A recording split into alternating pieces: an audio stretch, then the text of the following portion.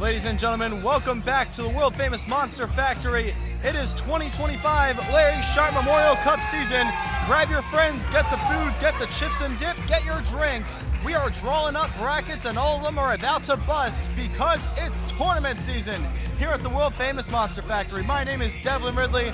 I am on the bench with Skylar Ashwood. Good afternoon, Paulsboro, New Jersey! And welcome to Monster Factory Pro Wrestling!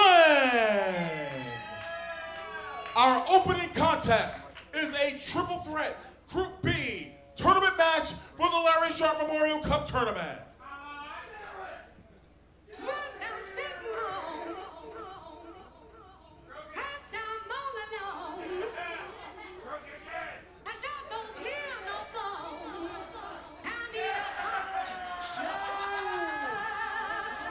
Introducing participant number one, from Orlando, Florida, weighing 222 pounds, Hot Shot Mike Reed. I think these are diapers flying at Mike Reed as he is coming to the ring. That can't be sanitary. We should call OSHA. This is an unsafe working environment. I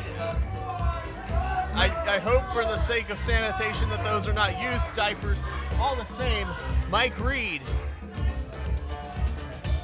So we move from Group A to Group C to Group B now with our triple threat match in the first round. Now, if I can check my notes really quick. Well, we've already had two qualifying matches here tonight. In Group A, Jackal Stevens defeated Dylan Shaw to advance, and in Group C, Luke DeSangro defeats Kid Chaos. Jackal Stevens will be meeting our Monster Factory champion, Chris Desmond, in the semifinal or the finals of Group A. The winner of this triple threat match will be meeting last year's tournament winner, Nick Batty, in the finals of Group B. Next, from Philadelphia, Pennsylvania, by way of San Juan, Puerto Rico, weighing 180 pounds, he is the reigning Monster Factory Thunder and Lightning Champion. He is your guilty pleasure, Liam Black! Liam Black, the now former middleweight medallion holder turned Thunder and Lightning champion, going to test his luck in the 2025 Larry Sharpe Memorial Cup. Qualified for this match by winning a tag team match way back. Now hopes to make the run to win the Monster Factory Championship.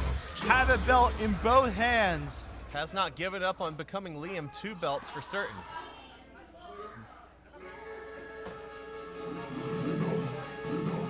Well, speaking of belts, that music can only mean one thing. A very dark and ominous presence rolling through that curtain right now.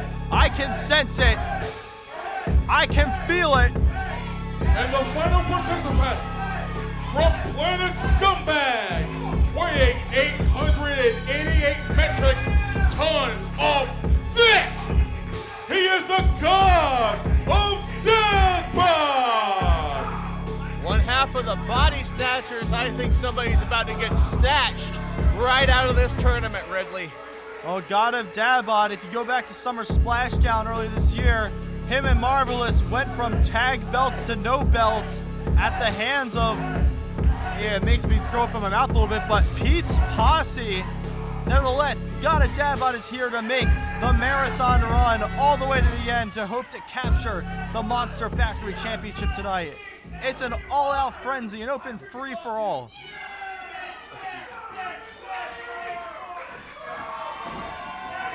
I'll think about it this way, Skylar. There's 3 people in this opening round match. You still got to win more matches in order to get to the end after this. How do you think that impacts the game plan for all 3 of these men going forward? Definitely going to be a test of endurance for anybody in the tournament here tonight. As Liam Black adding insult to the injury already that Mike Reed got pelted with diapers on his way to the ring. You'll definitely want to watch how much you're exerting yourself here, and you have that luxury in a triple threat match. Yes, but you also have the risk of losing everything without even being pinned. There's benefits, there's detriments to a triple threat, and we're about to find that out on full display here.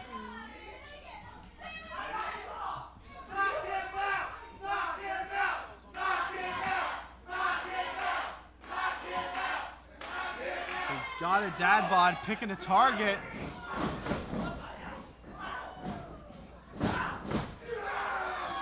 Liam Black just ran to a brick wall, dumped on top of Mike Reed.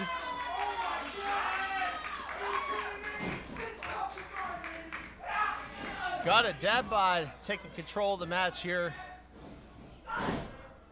Liam Black not taking too kindly, trying to chop down the mountain of a man that is the God of Dad bod. Now 3 chops to the chest. No effect on the God of Dad bod. Liam's used to fighting middleweights, God of Dad bod. I'm sure he's got a game plan for you. Plenty of history between these two, between the Body Snatchers and the Broad Street Bullies. Dad bod sandwiching Liam Black into the corner, bowling right over him, sending him head over heels with that clothesline. Yeah, God of Dad bod's usually on the winning end of these contests between him and Liam. Watch out for Mike Reed. Mike Reed with the sleeper applied. Almost riding God of Dad bod. In a PG sort of way, yes, as more fans throw diapers into the ring. And then you see, God of Dad bod could be fading. You throw Mike Reed off. Could Liam get to his feet in time? No, it's the corner from Mike Reed. We have one of our ringside assistants literally with an entire collection of diapers that have been thrown at Mike Reed tonight. And one more for good measure as God of Dad bod tried a body block in the corner. Mike Reed with a counter. There are certain sentences you can only say in a professional wrestling context. I think fans throwing diapers into an arena is definitely one of them, Skyler. There seems to be no shortage of the diapers flying in the ring as Mike Reed trying to lift God of Dad bod to his feet, hammering him down into the corner instead. Dad bod fighting back. Now you see Liam Black kind of teeing off in the opposite corner. Mike Reed better watch out. You've got the Thunder and Lightning champion behind you. Well, Liam Black said he got him, and the only thing he got was that back elbow to the face. Well, Mike Reed wasn't the target, thank his lucky stars, but it gave him just enough time to once again start grinding down the God of Dad bod in the corner.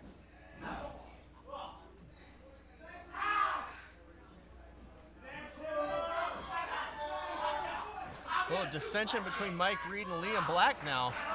Well, every man for himself. It's a triple threat match, sudden death, winner takes all, but alliances do tend to form. You see God of Dad bod grabbing on that top rope for support, but oh, that was a kick that I wonder how low that actually went. Oh, And these two are both going to try to suplex. They got a Dad bod and they do it! our camera shook from that impact. Good Lord. That had a register on the Richter scale.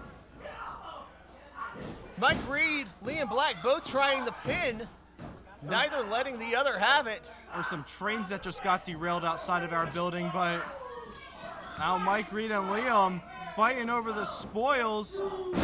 That alliance turned out to be very temporary, and big kick to the back there. Impressive agility on display by Liam Black. And Liam Black teeing off of Mike Reed. Big chop, lighting up the chest of Mike Reed. Shot number 5. Oh, God of Dad bods. Turn around, Liam. I wouldn't turn around if I were you, Liam. You do not going to like what is right behind you. The Larry Sharpe Cup just turned into a slasher movie, and the God of Dad bod is Michael Myers.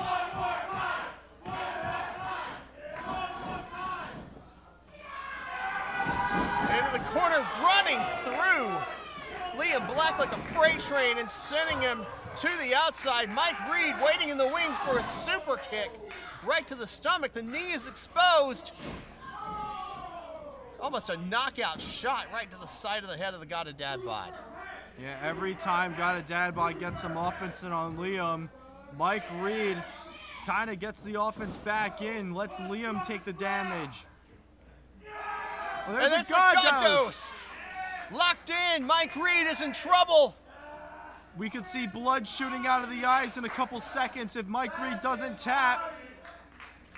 Seeing diapers maybe instead of seeing stars. Dad Bod has him. If Mike Reed goes out, that's it. Dad Bod advances. Liam Black with a flying forearm. Wait, that's it. Liam Black going for the kill shot, the move that won him the middleweight Meltdown! The meltdown. Mike Reed is out. That's 3.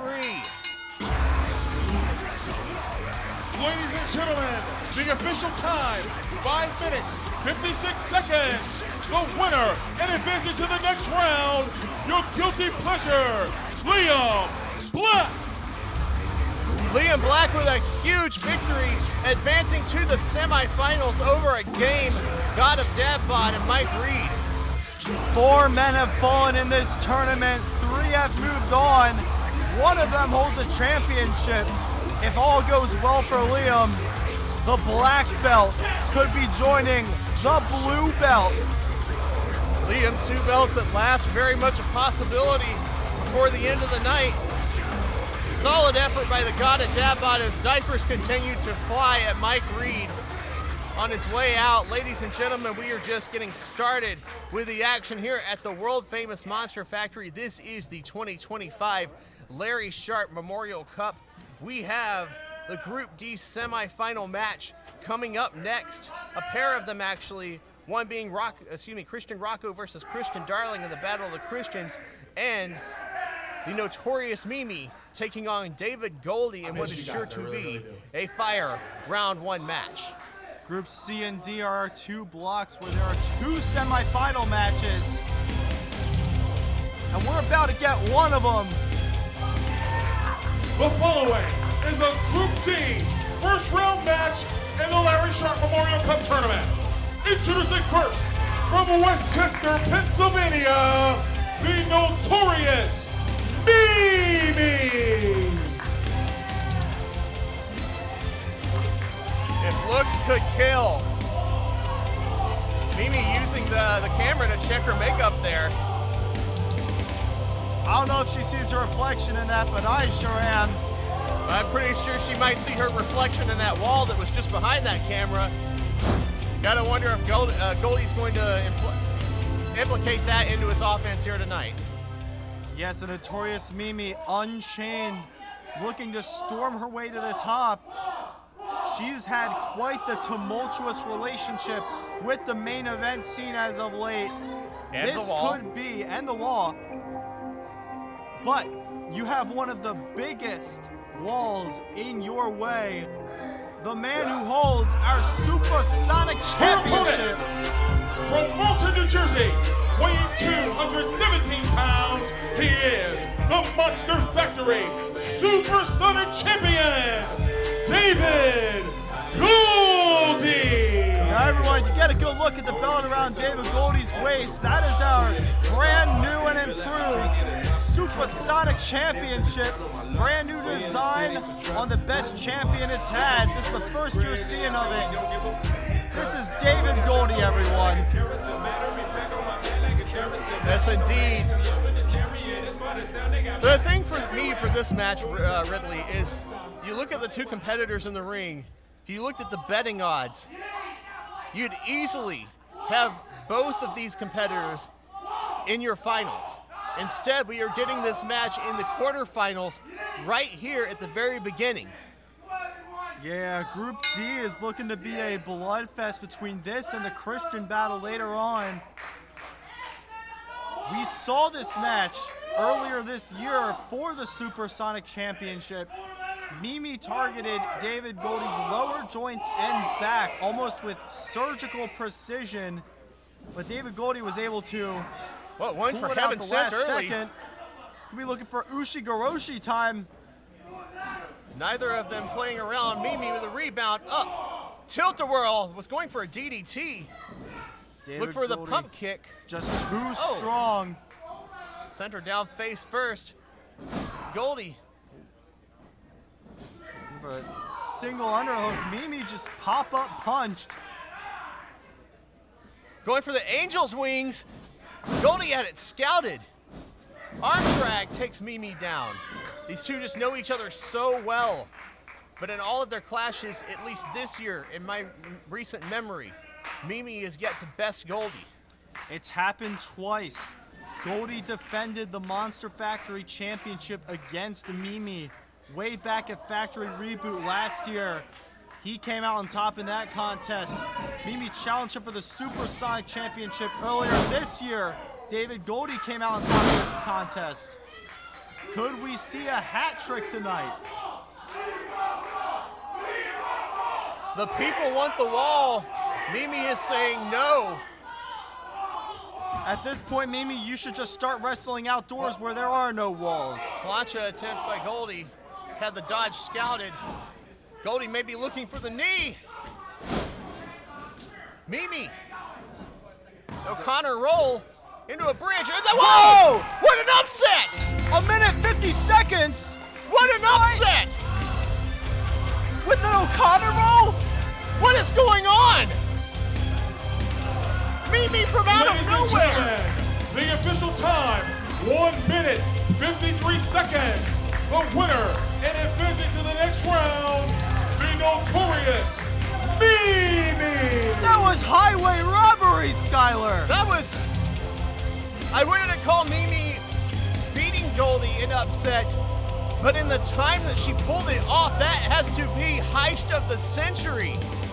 Not only advancing in the tournament, but knocking out one of the favorites to win. He's a champion. I mean, when was the last time Goldie got beat at all, let alone in a minute 50 seconds? Goldie looks beside himself. I'm You guys are beside having a myself great time. watching Make that. some noise. Before we move on to our next match, I want to remind you all about our sister promotion, Bell to Bell, that's ran by our very own Missy Sampson. Give it up. And they're going to be back here on September 20th for Saved by the Bell. Bell time is at 3 p.m. and you can see all of the stars of Bell to Bell, such as the notorious Mimi, Journey Burke, Becca Wiley, and so many more. And also, you'll get to see our very own Missy Sampson get inducted into the Women's Wrestling Hall of Fame. So make sure that you get your tickets now, and you can go to bell2bell.com. Thank you very much.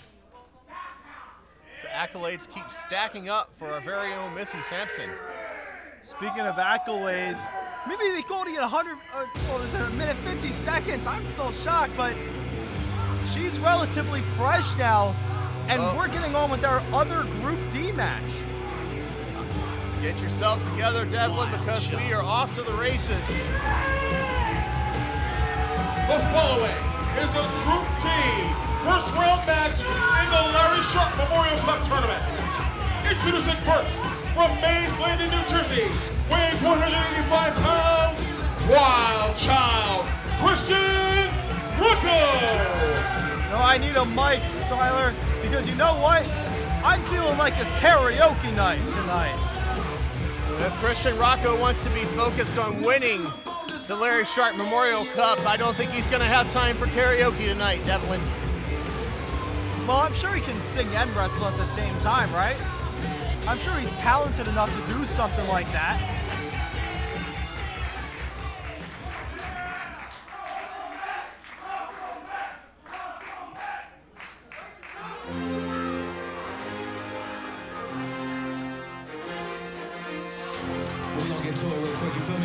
You know what time it is, Redley?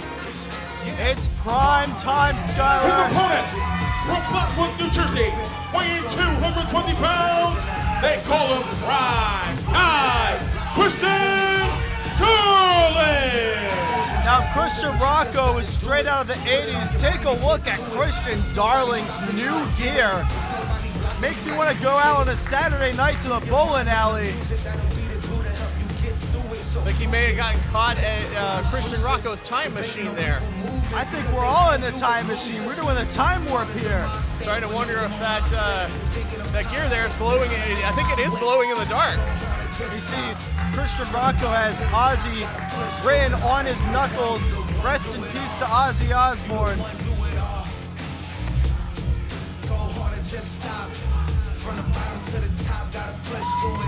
Battle of the Christians here, battle of two of the hottest prospects at the world famous Monster Factory.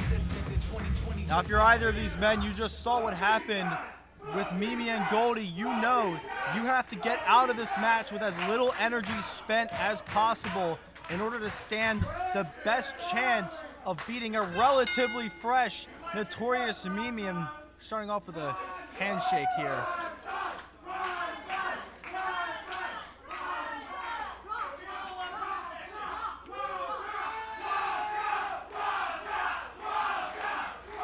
So dueling Wild Child and Primetime chants.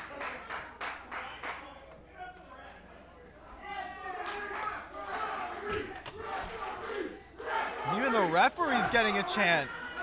This crowd is fantastic here tonight, Skylar. Well, Christian Darling rolling Christian Rocco into the corner. Now, Rocco intercepts the aggressive lockup attempt with a headlock takeover. Darling with the head scissors now, fighting his way out of that. Now Rocco's got to fight his way out of the head scissors, and he does. Rocco with a headlock of his own. Now this time it's Darling powering out of the headlock. Now Christian Darling can power his way out of just about any move here, Skylar. It's interesting to see how Rocco's going to tackle that strength of Christian Darling in this chain wrestling contest. I think he's doing a pretty good job right now. So far, so good as Rocco sent into the rope. Shoulder tackle drops Christian Darling. Now, very few people can level Christian Darling like that. Rocco is one of them. Look at the leapfrogs, athleticism on display. Rocco drops Darling with a drop kick. We're going to get karaoke tonight, Skylar.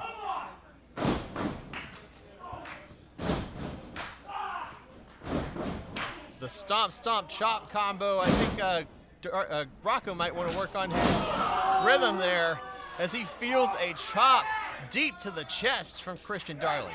Well, Rocco, you're singing, but I don't think you like the tune that you're gonna sing. It's a song of pain, and why did I try to chop Christian Darling is what Rocco's thinking. It's not the smartest move for sure. Darling giving him no quarter. Heel toss right across the ring. Like a bag of ice, Rocco just got dumped.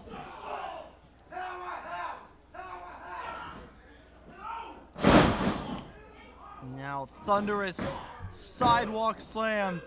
Rocco powers out. Good for a 2 count. As Darling has the advantage. Stomping right there in the small of the back. That could affect Christian Rocco's ability to lift later on in this match. Yeah, there's a lot of sensitive areas in that area of the body. You have your lower lumbar region, you have your spine, you have your sciatica nerves. You ever throw out your back at work, that's the area that goes. And Christian Darling knows how to hit it hard. Hit him hard in the face with that knee. Darling into the cover. Kick out after 2 by Rocco. We are, I want to say, approximately coming up on twice the amount of match time as the Goldie Mimi match from earlier. If these guys want a chance of moving forward in the tournament post Spine Buster! They have to finish this match quickly. Christian Darling almost got the 3 there. Rocco showing some resiliency. Darling wondering what he's got to do to put him away. Rocco could be on spaghetti legs here. Got him up. Boots are undone, but Rocco fighting out of the firemen's into a, oh, it doesn't quite have a sleeper hold. Darling able to stumble back into the corner.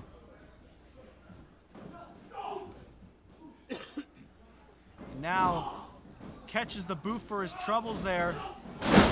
Whoa, flipped completely over on the up and over. And now Christian Rocco fighting back.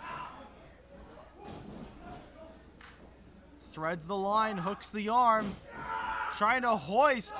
Oh, delayed jackhammer there. It's a brain buster.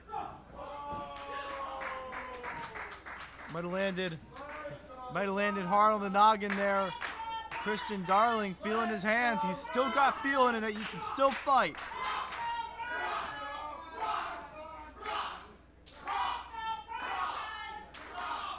Christian Rocco looking for the encore performance. Going for the firemen's. Nope. Darling able to slip out. Big bicycle kick sends Christian Rocco into the ropes and conveniently draped over the shoulders. And that's going to be lights out right there. TKO, and that'll do it.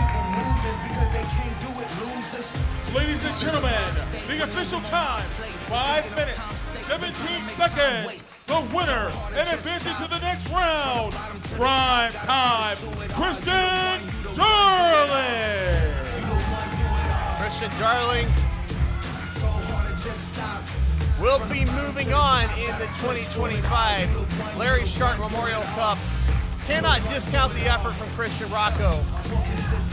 Christian Darling is going to be meeting the notorious Mimi in yet another rematch from earlier this year. We are replaying all the best hits in this 2025 Larry Sharpe Memorial Cup tournament. Without a doubt, we still have more action on the way as Papa Juice is about to take on Stevie Brooks in Group C, Round 1. And don't forget our tag titles are on the line as Pete's Posse is going to be defending against the Murph Z Guarantee, that match made on TRL last night, as we turn things back over to Derek Lewis.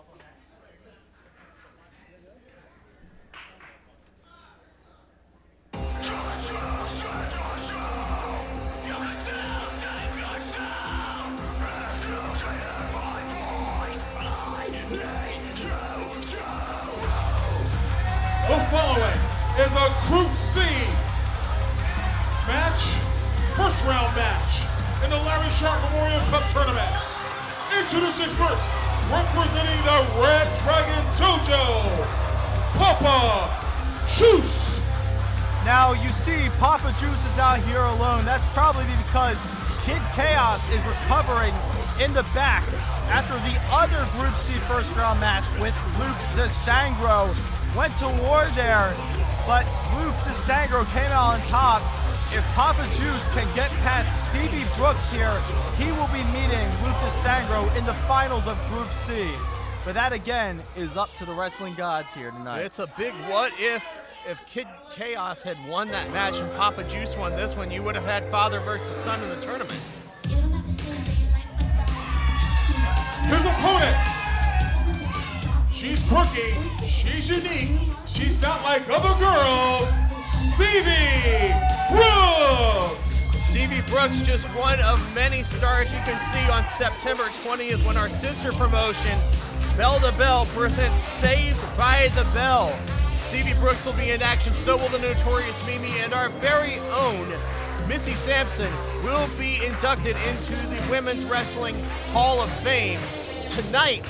So I believe Stevie Brooks is going to be looking to start her own Hall of Fame career as she attempts to become the first woman to hold the Monster Factory Championship and to raise the Larry Sharpe Memorial Tournament Cup above her head.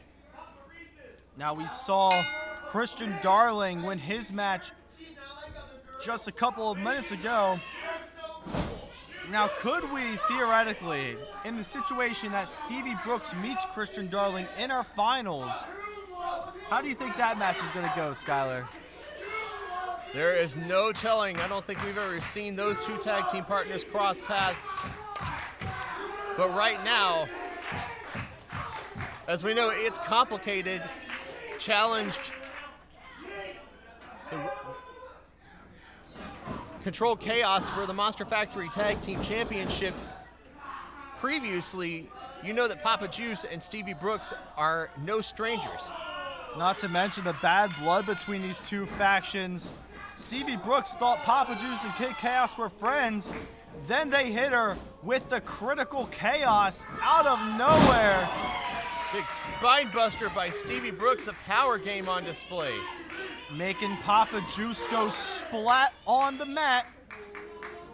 And now, I'm gonna try that with the other corner. Here's a sidewalk slam, just like Darling did earlier tonight. Into the cover, only got a 1 count on Papa Juice.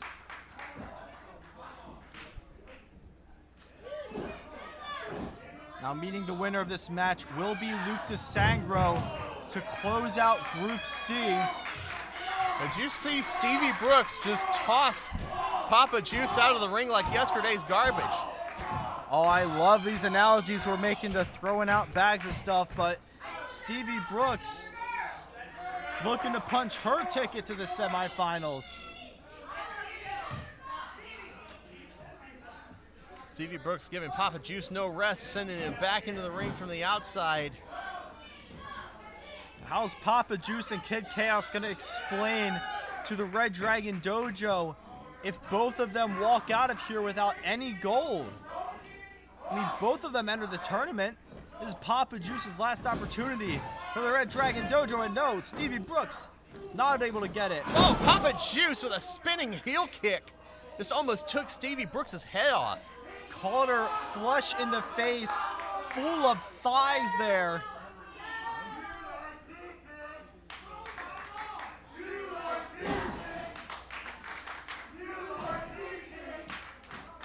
And Papa Juice with an arrogant pin, but his knee is right across the throat, choking Stevie Brooks, so it's not going to count. Yeah, the Red Dragon breeds fighters of honor, where fighters and honor are both words in air quotes.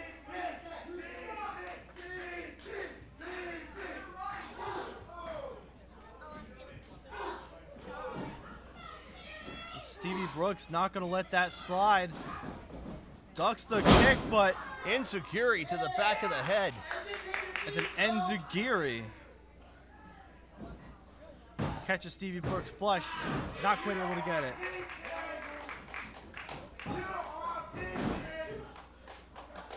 Multiple pin attempts, only gets two counts on Stevie Brooks.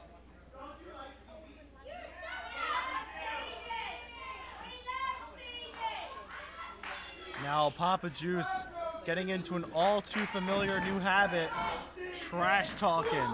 Is not the Papa Juice of old. He used to fight with honor, and now he's turned into this.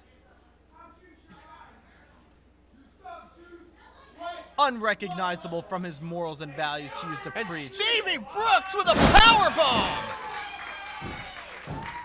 I bet you're regretting that one now, Papa Juice. Nevertheless, this could be Stevie's opening to get back into this match. Should get enough momentum for her Spear Splitsville. Could be punching her ticket to the semifinal or the finals of Group C. Fireman's carry by Stevie Brooks. Wasteland. Papa Juice, whoa. Just barely dodged. But Stevie with a counter. Look at throw! Just dropped Papa Juice. Muscled him into that, let's say, a dragon leg drop or something like that. Definitely dropped the Red Dragon Dojo Sensei. It's leapfrog sends Stevie crashing into the turnbuckle pad. Papa Juice with a roll up the feet on the ropes. No, not like this.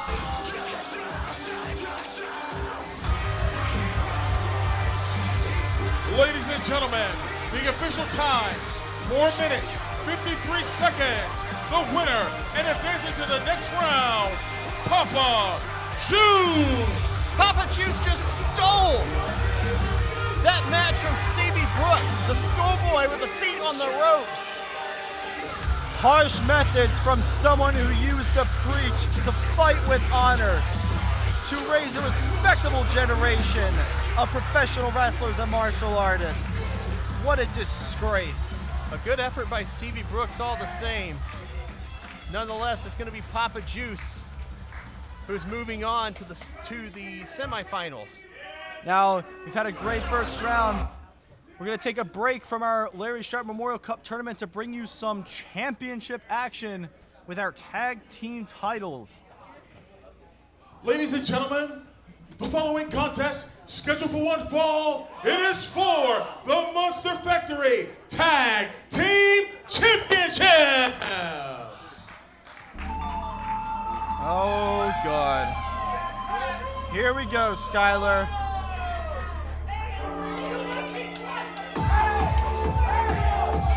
Introducing first, to be accompanied down the aisle by Cowboy Pete Carter and the Italian Tank. They are the reigning, defending Monster Factory Tag Team Champions, Milton Molo, Isaac Taylor, Pete Pussy. You know what? I was looking around online and I saw that Pete's Posse had 0 stars on Yelp. Can you believe that? I was looking around on Amazon and I saw that suit that Pete Carter's wearing right there. I saw a lamp in the shape of the Italian Tank with the hat. Nonetheless, we're going to give these guys credit for their innovative fashion. They are the Monster Factory Tag Team Champions, Pete's Posse. Well, Isaac Taylor did brain the God of Dad bod with the belts while the ref wasn't looking, but that's a conversation for another day. It's Brian Murphy! Their opponents and challengers, the team of Brian Murphy and Guarantee Mike Z. I caught the shirt! I caught the Who shirt! cares about the shirt? I wanted a fruit roll-up. I love this shirt. I need a sign, man. Brian Murphy handing out those fruit roll-ups like it's a 4th of July parade. Everybody else gets the fruit roll-ups. We don't get the fruit roll-ups. Oh, this shirt's a lot of fun, man. His aim has gotten a lot better, too. But nonetheless, he's teaming with a Guarantee Mike Z tonight.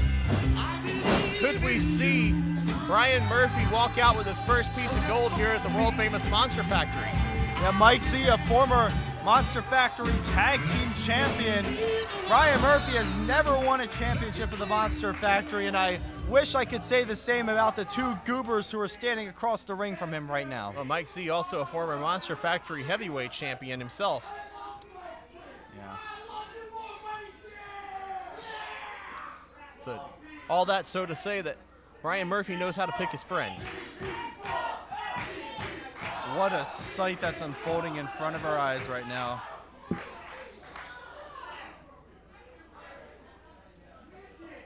All for those tag team championships right there, those brand new belts. Now I guess it will be Isaac Taylor and Brian Murphy starting things off. Now, last time these two met in the ring, I believe, in a tag team contest, they ended up having a sword fight with a fruit roll-up and a Slim Jim. I don't think there's going to be any sword fighting tonight. Taylor taking swings at Murphy, gets his arms caught and gets a headbutt. You should know you don't swing wildly at Brian Murphy when he knows that move very well. Is Isaac Taylor looking for that swinging neck breaker. Brian Murphy looking for the unprettier, but not quite.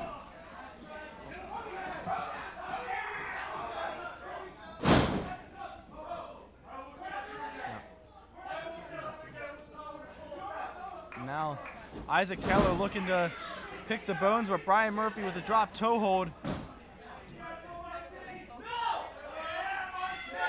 Tags in Mike Z, and Isaac Taylor may have been off a bit more than he can chew. Stretching the tendons of Isaac Taylor.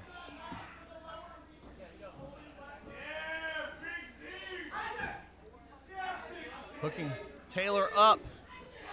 Suplex. And a beautiful one at that as Mike Z takes control of the match. You see the other 3 members of Pete's Posse standing outside the ring, all about the same level of effectiveness in this match. But regardless, tag into Brian Murphy. Looking for a little double team offense from the Murph Z guarantee, sending Isaac Taylor into the ropes. Double clothesline. Murph Z Guarantee is a team that hasn't been tagging for too long, but they decided to call their shot for the Monster Factory Tag Team Championships here. We'll see how that works out. Anything can happen when you're challenging for the Monster Factory Tag Team Championships. Murphy sending Taylor across the ring. Taylor with a reversal. Big boot. Now Brian Murphy with a chop, but Milton brings him down throat first over the rope. Taylor with a Russian leg sweep. Oh, Milton. Into the cover. A 2 count. I thought they were going to retain there. Why must you always ruin my fun, Milton Malo? We're having such a good time with Brian Murphy and Mike Z showing off their newly developed tag team skills, and Pete's posse once again has to ruin it. Isaac Taylor isolating Brian Murphy in the wrong part of town as he makes the tag to Milton. Now, Milton Malo is legal in this match, trying to, well, beat up Brian Murphy with those knees.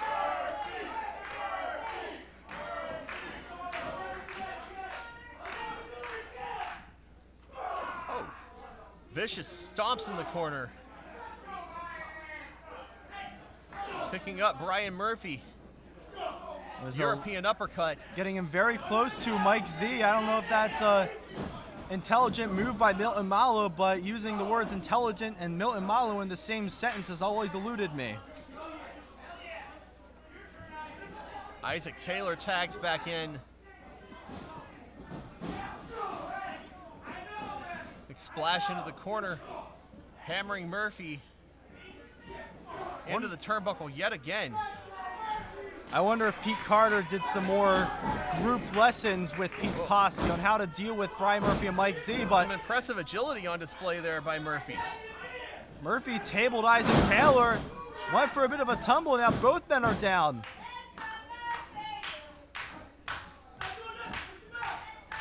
Murphy's got to make it to his corner. He's got to tag in Mike Z, because then we're going to see some real carnage happen. Mike Z's a former Monster Factory champion. He knows how to get the job done, and now a bit of an impasse there. Isaac Taylor playing the cop here, not going to let it slide. But Brian Murphy goes to the outside of the ring. Now Pete's posse intercepting him. Murphy in between a rock and a hard place. I don't like your odds, Brian Murphy. There's a lot of people, but wait, what was it? Well, Mike Z with a crossbody takes out the Italian Tank. And I think he might have clipped the knee of Pete Carter. Meatball just went splat, Skyler. Crash into the leg, the knee of Pete Carter, the osteoporosis coming into play as I think Pete Carter may be down. And now Mike Z is legal. Things are about to get heated. Milton Malo's going for a ride he deserves. See the mic drop. Thunderous move from Mike Z.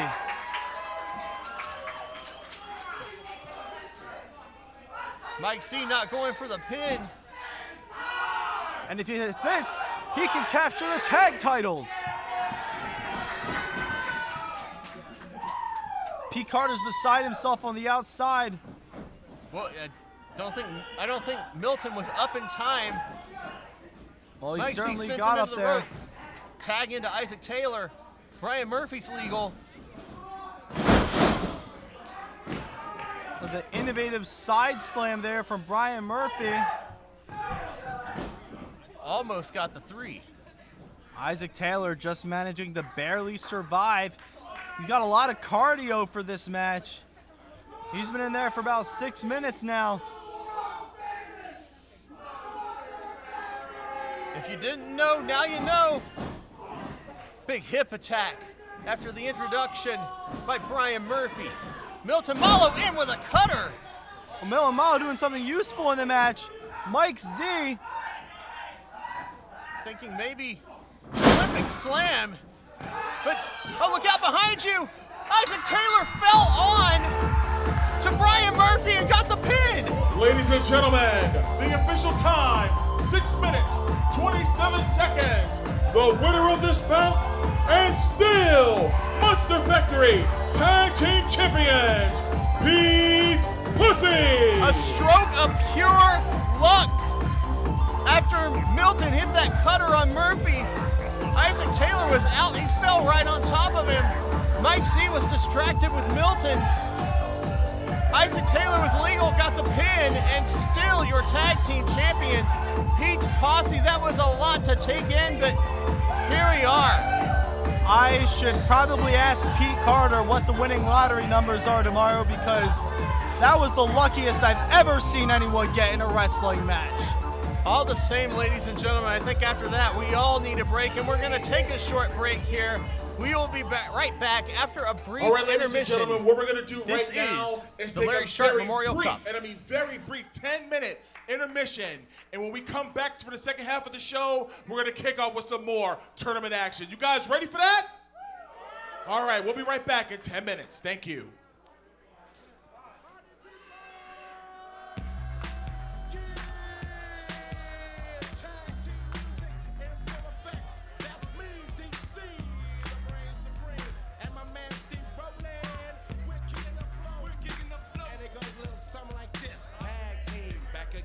Check it, direct it, let's begin. Party on, party people, let me hear some noise. DC's in the house, jump, jump, rejoices. There's a party over here, a party over there. Wave your hands in the air, shake the dairy, yeah. These three words mean you're getting busy. Whoa, there it is, hate man.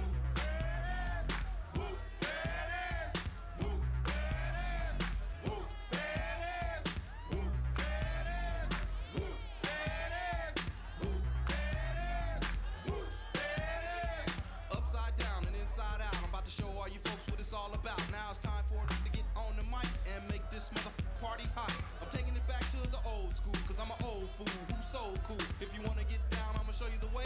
There it is, let me hear you say.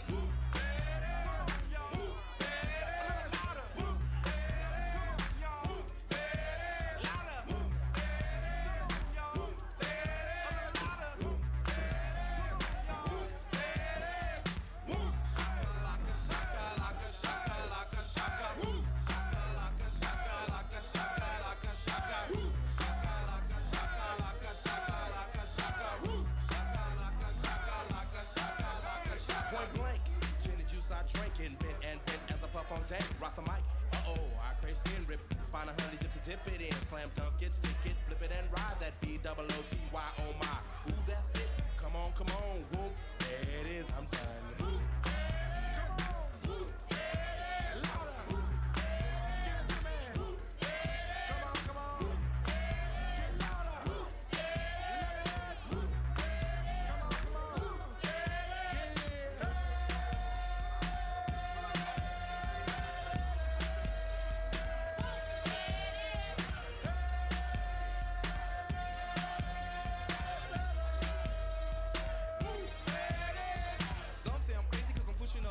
The underground sound that you have found amazing, outstanding, demanding, commanding you people dancing. That's a breath taker. I produce, aka the Undertaker. You wanna come down to the underground old school? Here's a shovel. Can you dig it, fool? Can you dig it? Can y'all dig it? Can you dig it? Can y'all dig it? Can you dig it? Can y'all dig it? Can you dig it? Can y'all dig it? W-H-O-O-M-P as I flow. All right, ladies and gentlemen, while we're on intermission, don't forget to visit the concession table right over here in the back. We have right now, don't call him Diaper Boy, you call him Hot Shot Mike Reed. You can get his 8x10s. Huh? He has a t-shirt that doesn't, hey, it says Diaper Boy, but he's not Diaper Boy. You can get his 8x10s right now at our concessions table.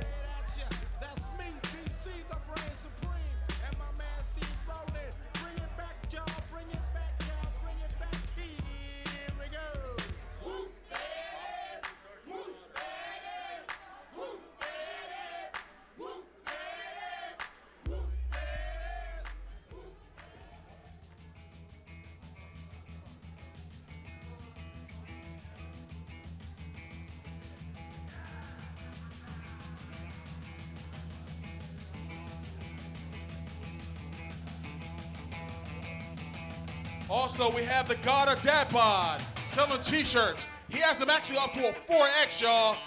He has it all. Make sure you come visit the concession stand right here. And here's the God of Dad Bod. Because I lost all shirts, $20 today only. Come on down over here at my table, $20 from small to 4X. Here's Derek. All right.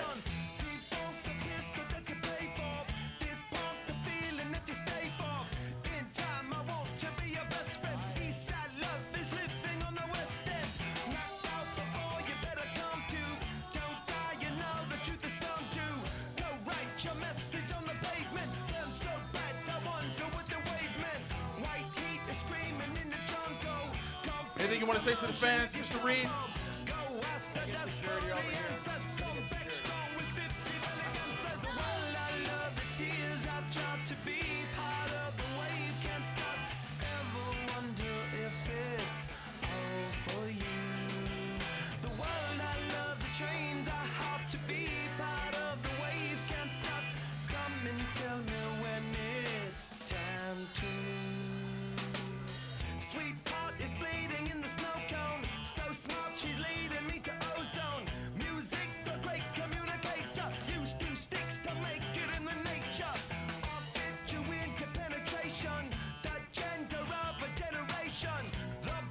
All right, guys. Let me ask you guys a question. You guys come around. What's been your favorite match so far? The one where King Peace was in. Oh, the King Peace, Cameron Pierce? How about you? King Peace, and how about you? Wow, we have 3 fans here that was here to see the King Piece, Cameron Pierce, a future superstar in the world of professional wrestling. Hey, how are you? What's your name?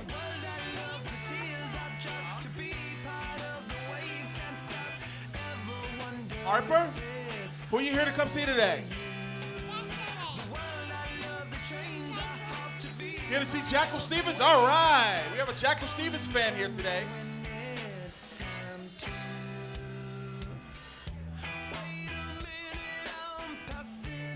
All right, I know who you're here to see.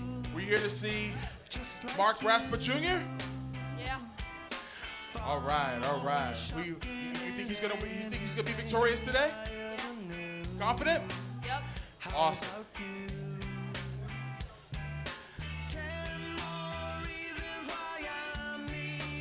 All right, we got my friend over here. What's your name, man? Jesse. All right, we have Jesse, and who are you here to see today? Brian Morris, Nick Petit. Wow, you're here to see Brian Morris and Nick Petit. Wow, okay. Nick Petit is going to be competing today, so you'll definitely be seeing him at some point in the afternoon. All right.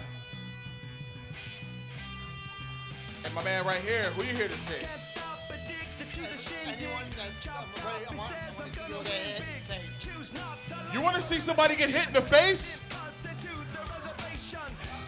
My man is here for violence, and he wants to see somebody get hit in the face. Well, welcome to World Professional Wrestling, guys. I love it.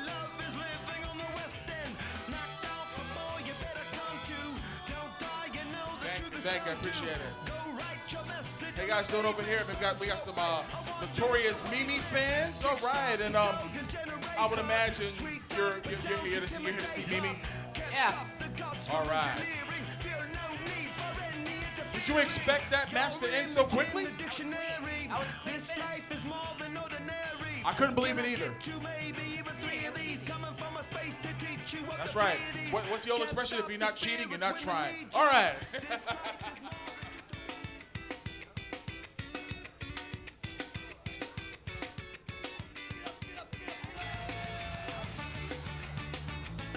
We got about 5 more minutes left, guys.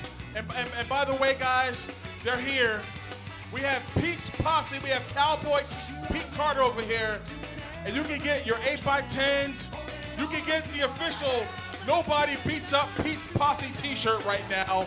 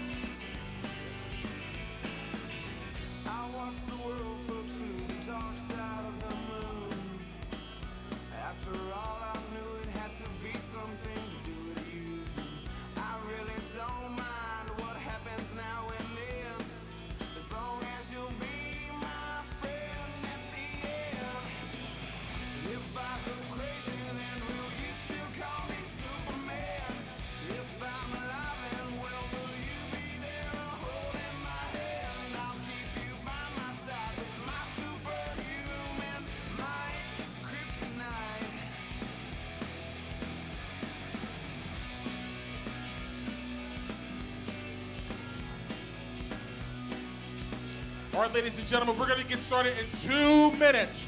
2-minute warning, ladies and gentlemen, and we'll start the second half of the show. Thank you.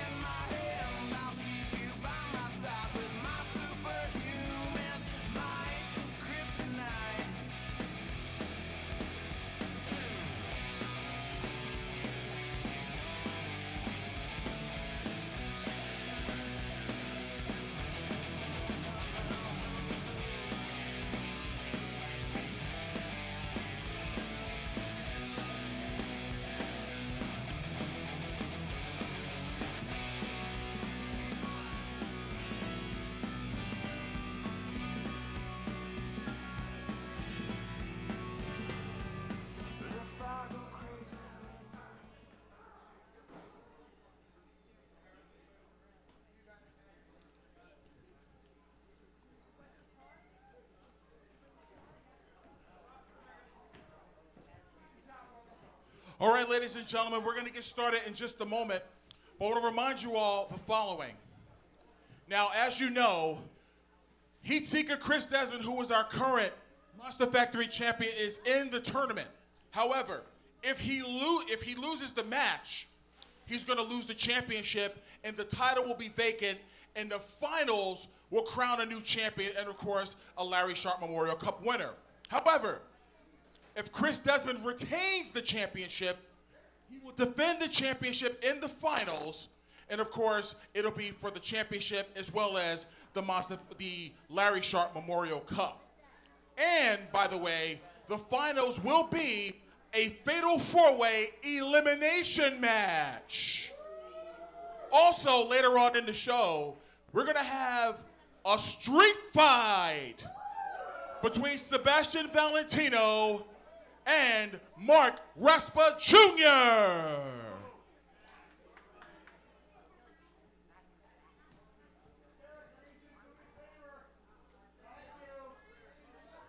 Ladies and gentlemen, the following is a Group B semifinal match in the Larry Sharpe Memorial Cup Tournament.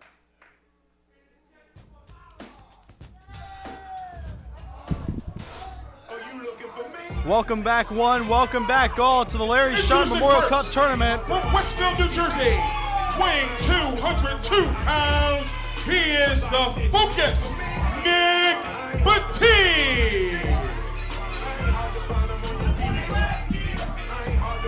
Nick Batiste is in a very advantageous spot. One of the only two men in this tournament to receive a first round bye, courtesy of him being last year's tournament winner the day he won his very first Monster Factory Championship. Was 1 year ago at last year's Larry Sharpe Memorial Cup Tournament. He hopes to repeat this process again, become a three-time Monster Factory champion. And hopefully this time hold on to it for a significant amount of time, as by hook or crook, he's lost it very quickly every other time he's holding.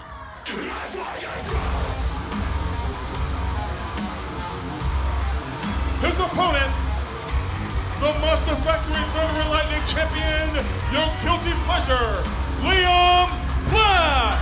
And standing in his way is none other than the Monster Factory Thunder and Lightning champion, Liam Black. I just noticed that his belt now matches his gear. That indeed, Liam Black surviving a triple threat match earlier tonight. In terms of freshness, advantage, Nick Batiste. 100% compared to, I want to say, 50, considering the beating Liam took in that match. He's definitely got an uphill battle despite being a title holder at the Monster Factory. Well, this match all the same may be more high stakes for Liam Black. Still with that goal of walking out of here tonight as Liam two belts and with that Larry Sharpe Memorial Cup trophy. Now here's how the tournament works. Every groups A through D will get a finals match. The winner of that match will go into our grand finals, a fatal four-way elimination match, where the winner of that match will win the tournament and be in possession of the Monster Factory Championship. These two men jockey for our first spot in that fatal four-way match. Petit launching into a lockup, laying on the strikes to Liam Black in the corner. I'm kind of curious to see who the fans are going to root for. These two are two of our biggest, well, say most hated by fans here at the Monster Factory. Big drop kick takes down Liam Black.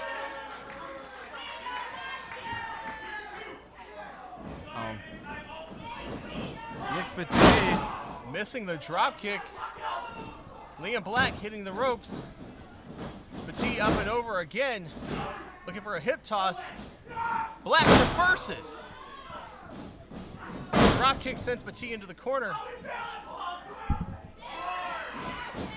Now it's Liam Black trying to pick up the offense here.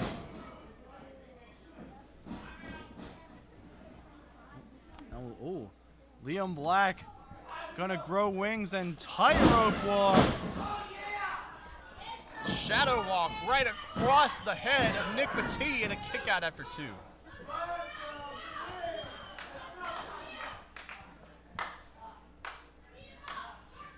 Liam Black picking up Nick Petit. Could be looking for that meltdown, the package pile driver that won him that championship, that made him advance into this round. But Nick Petit trying to ground Liam Black before he can get any momentum.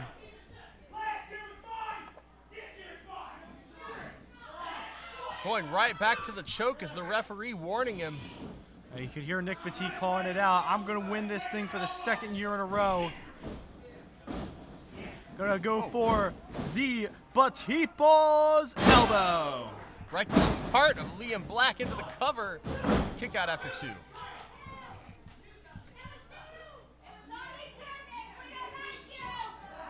And now Petit going in for a head scissor. Working the head and neck of Liam Black as he keeps him on the ground. Liam Black got to watch his shoulders.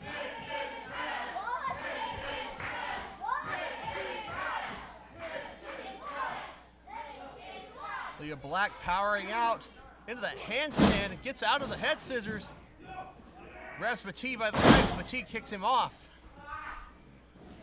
Now Liam Black, well, Nick threads the line, trying to target every area of Liam's body with some sort of breaking move. There's a shoulder check into the corner. Swinging neck breaker.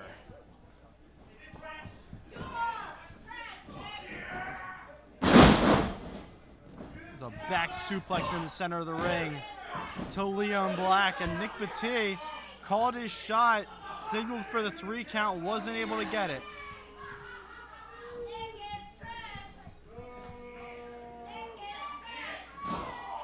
Petit stomping Liam Black, heading to the apron. Up and oh, Petit missing the senton. Now Liam gonna go all in, his famous springboard forearm. That elbow pad is gone. Petit had it scouted. He knows that if that move hit, Liam Black would have had a golden ticket to the finals. But Nick Petit is the fresher man here. I thought he had him. It's only a 2 count for Petit. Liam's fought a ton of uphill battles. He is our Thunder and Lightning champion after all. Beat Mark Raspo to win the title, retained in various matches, including a triple threat with Raspo and Valentino, who we will get to later tonight. But oh, reverse roundhouse knocks the daylights out of Petit. and it's moves like that which make Liam Black a force to be reckoned with. Using that ring in any way possible. There's that Falcon Arrow seated version. 2 count only. And Liam Black trying to get his wits together. The focus may be out of frame at the moment. I think we're looking for maybe meltdown. No, had the double underhooks. Batiste had it scouted. You can tell if he was raking the eyes or giving him a purple nurple there, but Snapmare by Batiste. Roll through into a backstab. his knees were really high. He got the head on that one. The head and the neck. Oh, you see the referee's hands where it stopped, how close he was to that 3 count. Neckbreaker by Nick Batiste. The whiplash on that backstabber could not have been good for Liam Black's nervous system. Neck damage has taken out many competitors over the years.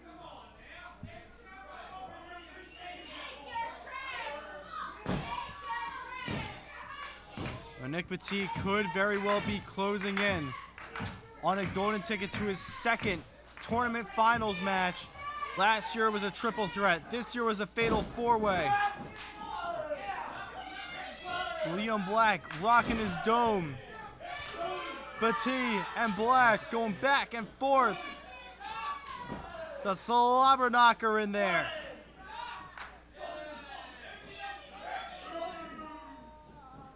Now, punch is kind of slowing down. Liam Black ducks one. There's the overhead Pele kick to Nick Batiste.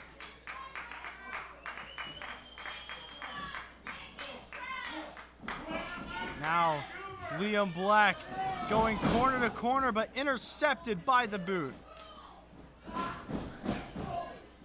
Forearm by Batiste catches Liam Black. Nick Batiste in a very precarious position there.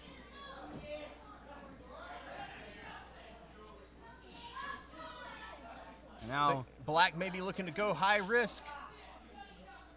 potential energy is huge. Can they turn it into kinetic right now? Superplex is teed up, but no, Nick Batiste fighting out of it. And that's a bad position for Liam Black to be in. Nick Batiste just has to stand up. Oh, looking for a splash, and he ate canvas. No splash, all splat. All meltdown. Liam Black got all of that into the cover for 3. Liam Black is going to the finals.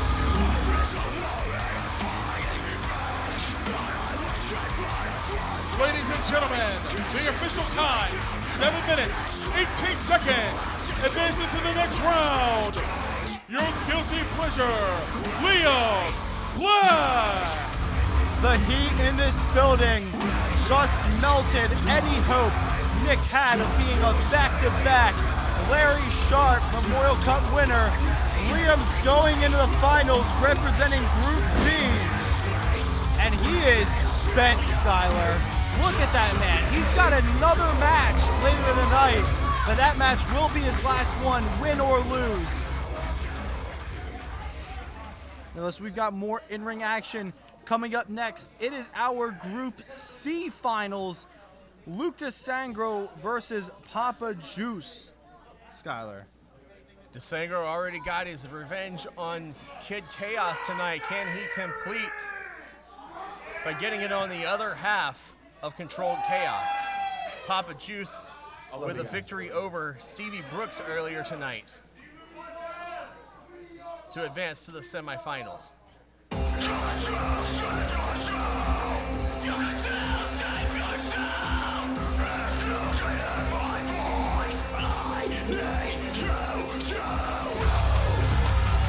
The following is a Group C semifinal match in the Larry Sharpe Memorial Cup Tournament.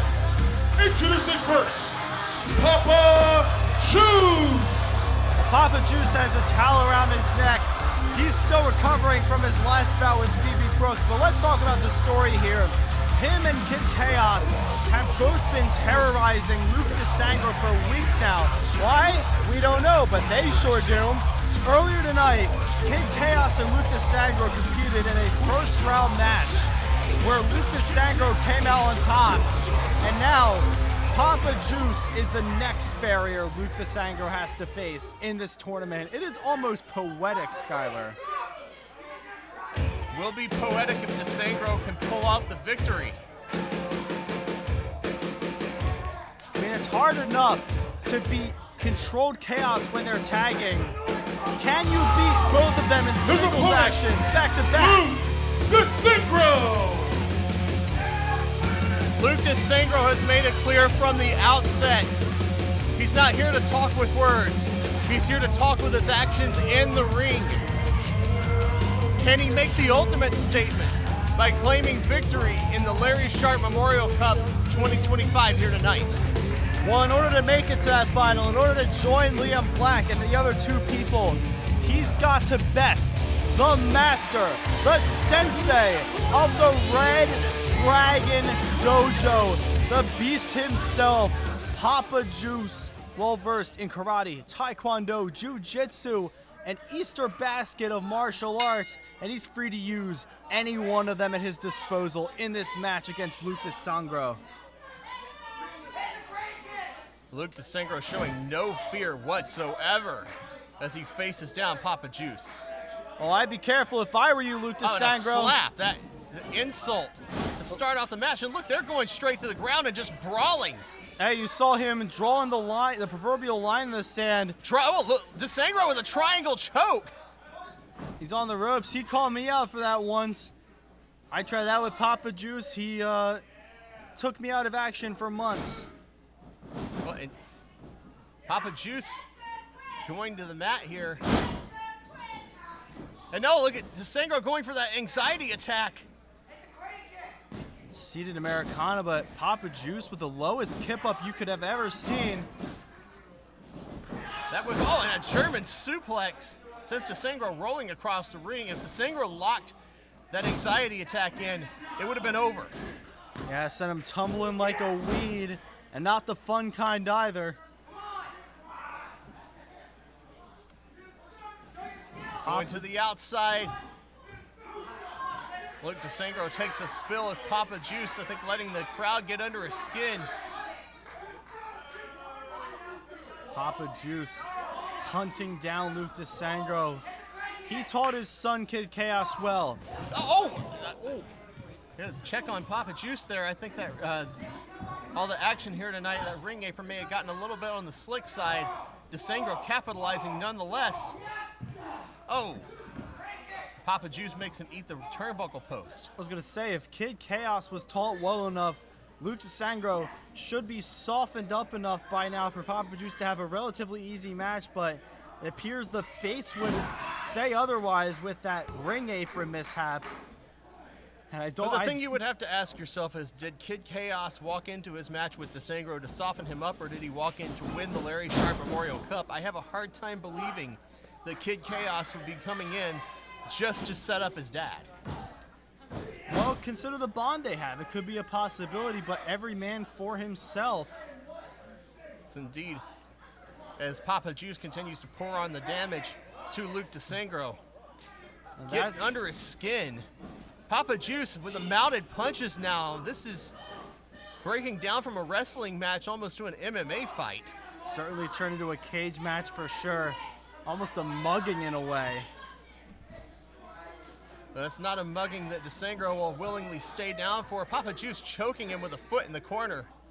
Would anyone willingly stay down for a mugging, Skyler?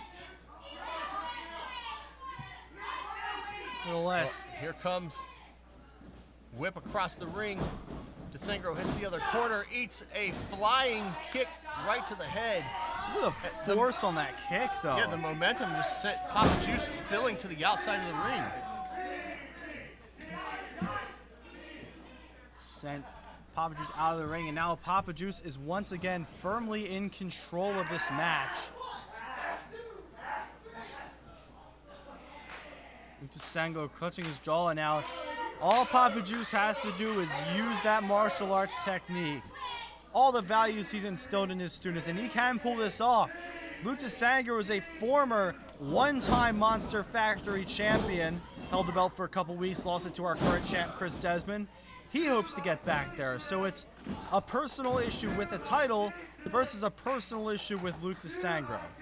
Definitely a personal issue with DeSangro. He's told me many times of the accolades that he wants to achieve here at the Monster Factory. Look at Papa Juice. Papa Juice is busted open, ladies and gentlemen.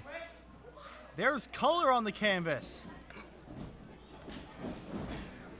Sangro, got taken down by that lariat. Papa Juice into the cover, hook of the leg. Sangro kicks after 2.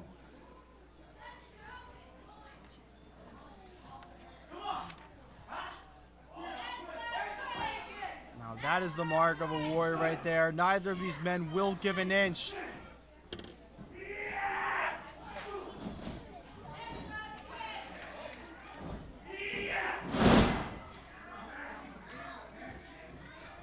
Now DeSangro starting to mount a comeback.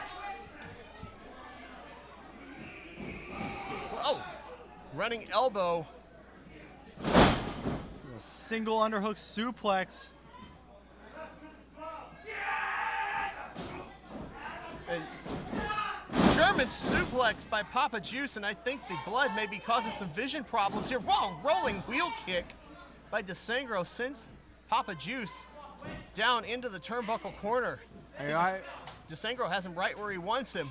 I've watched many Papa Juice matches, but I've never seen him beaten and bloodied like this. He may have picked a fight with the wrong former Monster Factory champion. Systematically getting taken apart. Wait a minute. It's Kid Chaos. But DeSangro looking for a neck breaker. Look at sensory overload. Papa Juice took that momentary distraction and countered it. He's struggling to get to his feet. He's struggling to capitalize. He lands a drop kick. Can Papa Juice put DeSangro away? Oh! It's a dragon's breath. 1, 2, almost got him. Now he's got the anxiety attack. He's got it locked in. I think he anticipated the kick out. Papa Juice is caught for the tap out. We're from Philly. He just turned him into a pretzel factory. Ladies and no time gentlemen, to celebrate. The winner and advances to the final round, Luke DeSangro. Just as soon as he saw his dad tap, Kid Chaos is in, laying the beat down on Luke DeSangro. Maybe it was a setup, but wait a second. What is this? Virus. That's Travis Jacobs! Oh That's my Travis God! Jacobs! We haven't seen him in what feels like forever. Luke DeSangro's former tag partner, Travis Jacobs, coming to his rescue, breaking through the double clothesline and just dropping. There's the rocket kick. Papa Juice. What an assist by Jacobs. And look at the power on display. One arm power bomb. This man's been gone for so long, I forgot how terrifying he was. Woo-hoo! Sending Kid Chaos reeling. Those chops legendary here at the factory. We haven't seen Travis Jacobs since the day he lost the Monster Factory Championship to Luke DeSangro. What a save. You know, it's unfortunate earlier for Kid Chaos, and now it's just a travesty. That may have been the best travesty he's ever put on someone. Good God. He wants a microphone. I think Travis Jacobs has something to say. Oh, wait a second. Travis is thinking of that? going Oh. for seconds. We've got the chain is back. It's not even street fight time and the weapons are out. I'm loving it. The chain is back, and whoa! Papa Juice just saved his son from a chain lashing. Smart move from Papa Juice, preserving the bloodline, but Travis wants the mic. What a development, ladies and gentlemen.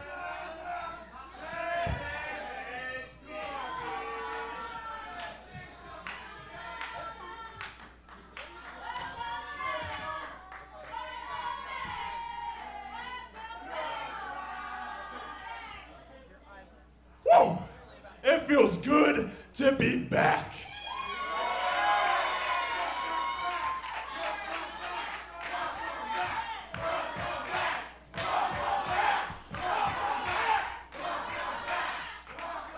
Almost 3 months ago, I told everyone in this room I had some stuff to take care of. And I'm here to tell you today that I'm good, I'm back, and I'm here to fight. But, with that being said, 3 months ago, I was a part of your moment. And look at you now. You finally achieved your dream. 10 years, and you finally became the Monster Factory champion.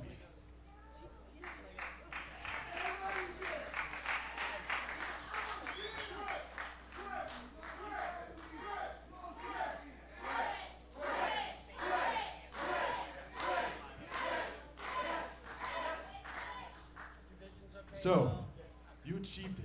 You can do it. Stop beating yourself up. You can take them. And anytime you need to fight them, I'm here and I'm ready. But for now, you have to go into that final and win. Become the man. Travis Jacobs coming to the aid of his former tag team partner Luke DeSangro, giving us some words of encouragement as DeSangro heads into the finals of the Larry Sharpe Memorial Cup 2025. Can he take it all? Can he take back that Monster Factory Championship? So we see the streamers celebrating the return of Travis Jacobs. You also have to wonder, what does this mean for that championship picture? Now that one of the most dominant champions in the Monster Factory's history is back. The beautiful part of the Larry Sharpe Memorial Cup tournament is every story, every star in the Monster Factory collides into All right, one guys, you guys have a good supernova. time. Make some noise. Another reminder, in the back. Okay, if you guys look in the back right now, you see my man with the pink cowboy hat over there. That's the Italian Tank, along with Cowboy Pete Carter. Make sure you get over there and buy their merchandise. They have 8x10s and they have t-shirts. Support Pete's Posse. Also, we have, don't call him Diaper Boy, you call him Hot Shot Mike Reed. He also has 8x10s and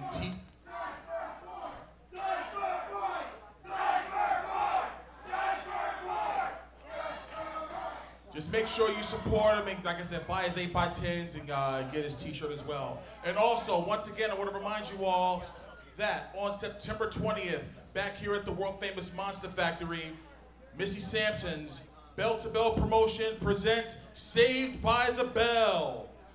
Bell time is at 3 p.m. Make sure you get your tickets at belltobell.com, and it's going to feature the main event. The Bell to Bell Diamond Champion, the notorious Mimi, will be facing Nixon Newell, formerly known as Tegan Knox. She will be here at the world famous Monster Factory for Saved by the Bell. Also featuring Journey Burke, Becca Wiley, Sammy Chaos, Adriana Mosley, Zoe Cannon, Stevie Brooks, and so much more. Again, get your tickets today, and don't wait till the 11th hour because they might be sold out. So make sure you get your tickets at belltobell.com. You guys are having a good time? All right, as they're tightening the ropes here, they're wiping up blood.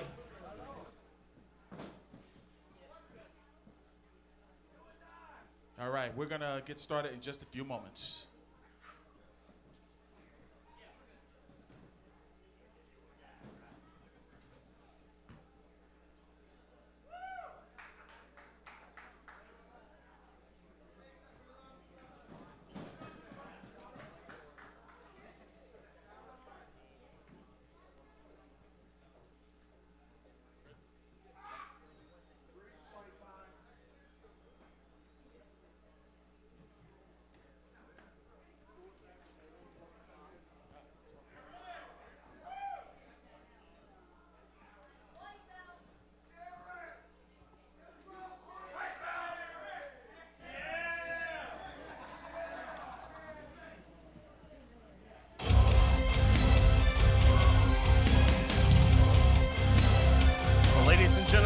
Are back with the semifinals The of following Group D. is a Group D semifinal match in the Larry Sharpe Memorial Cup Tournament. Introducing first, the notorious Mimi.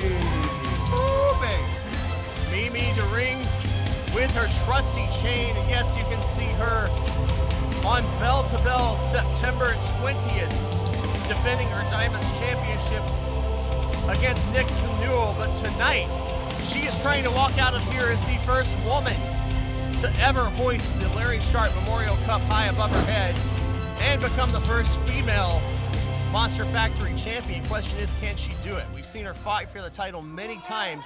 Is tonight going to finally be the night?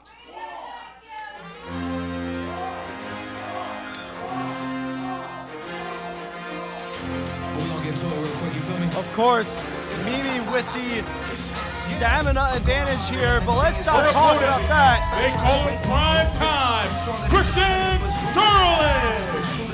Take y'all back to a couple of months ago when Christian Darling held that Supersonic Championship.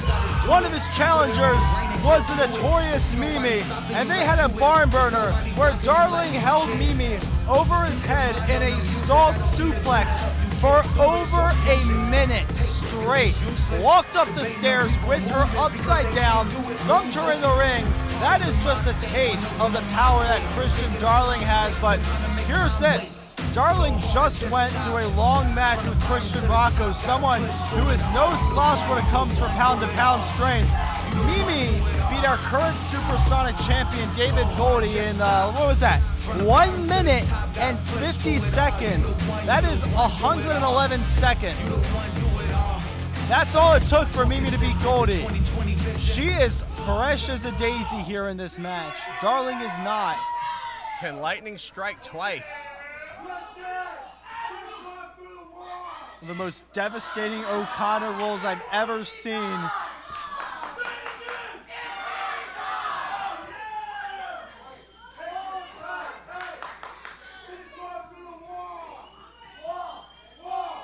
The fans were deprived of the wall earlier. Will Christian Darling give them what they came to see? Well, Mimi's not wasting any time trying to strike Christian Darling down. Oh, but I don't think that's your best strategy, Mimi. Well, we talked about stalling suplexes earlier. It appears that's what's on the menu for Mimi.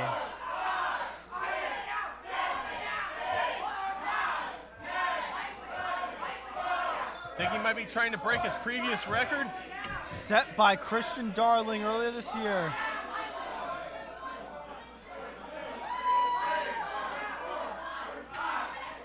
He's got a solid hold on Mimi to sustain her for that long. This is impressive. We just hit the 30-second mark. Mimi's going through severe vertigo right now. Oh! Lets her down at about the half-minute mark, but effective still the same. All that time, Mimi suspended in midair.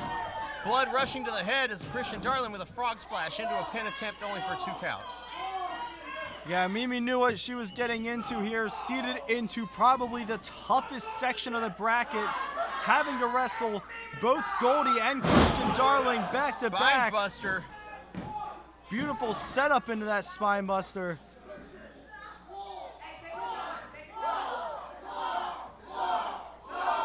Goldie couldn't get her into the wall, but I think Christian Darling hears the fans loud and clear. Mimi hangs him up over the rope. Well, if Christian Darling tore off a chunk of the wall and started whacking Mimi with it, I wouldn't be shocked. He's just that strong. Sending Christian Darling to the outside, Mimi with the kick. Mimi the angel's about to fly. Took the words right out of my mouth, but caught midair. Backdrop on the apron. Drops to the back suplex, and now the fate of the wall could be catching up to the notorious Mimi. Look at a military press into the wall. Into the wall. Crowd wants more blood. I don't blame them. I don't know how much more that wall can take as many times as Mimi has been thrown into it. I was actually up close to it during the break, talking to some of the fans in the front row, and we thought we saw cracks in the wall from how many times Mimi has been thrown into that thing. It just shows she's a very good projectile. And now Mimi looking to turn the tables, Christian Darling, oh, makes her eat her own wall. So nice he did it twice. I have this feeling that one day, far, far in the future, after Mimi has retired and been inducted into the Hall of Fame, that wall is going to have her name forever imprinted on it. As she eats it yet again, and these sick fans want it one more time. Here's, going she for blocked number the 4. fourth. She blocked the 4th.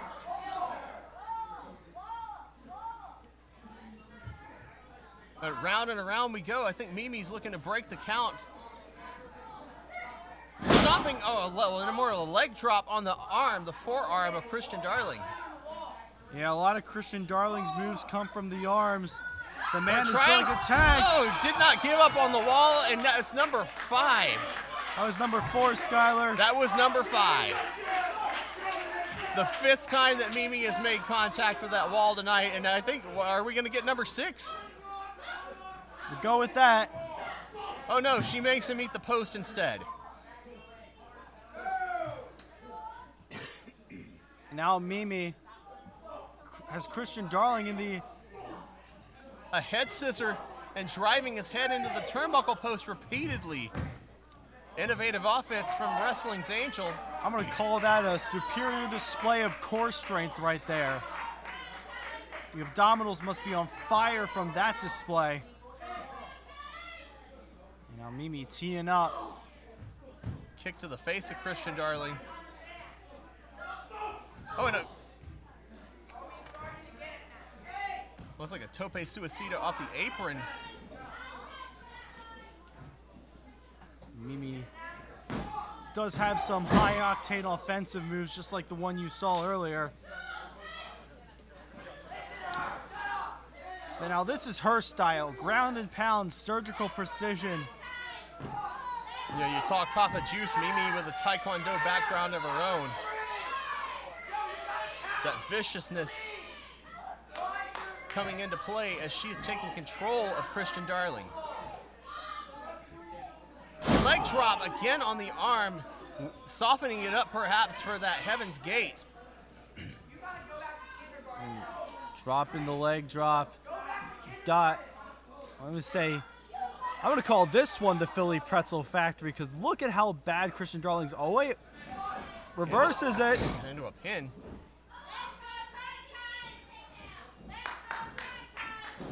Now, Mimi whips Primetime, takes him down with a back elbow.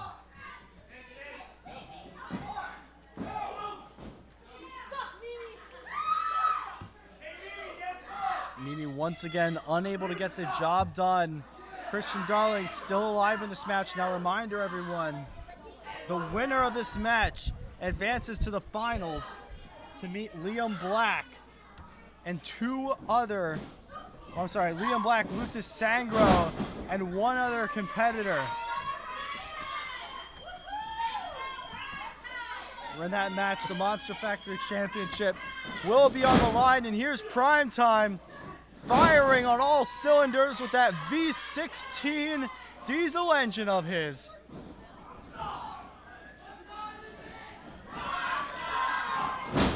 Pump kick almost stole that out of Mimi's arsenal. Well, Mimi surviving yet again. Darling unable to put Mimi away. This has been a much more back and forth contest than I expected.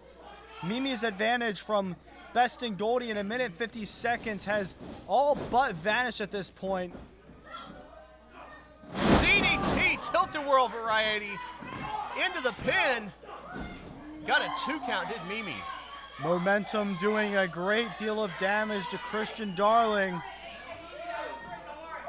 Mimi's got to hit him with a knockout blow, and she's got to do it now. If she does, she will be joining Luke DeSangro and Liam Black. Well, she in the went for finals. it. Went for Heaven Sent. Got the head scissors again. Well, he's trying to bash Christian Darling's skull into the turnbuckle pad, but he's got it scouted, got it blocked. Look at the man's strength. Look at that. He's going to shatter. Power bomb!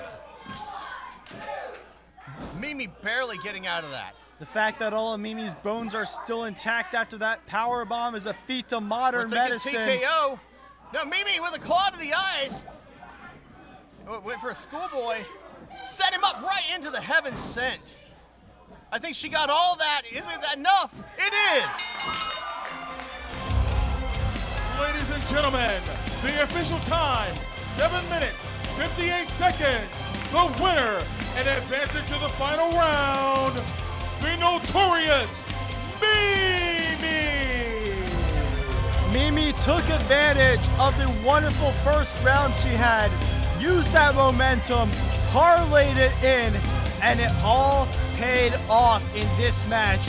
She's going to the finals, meeting 3 other competitors for the Monster Factory Championship. Now, the question is, who is going to be the last competitor from Group A?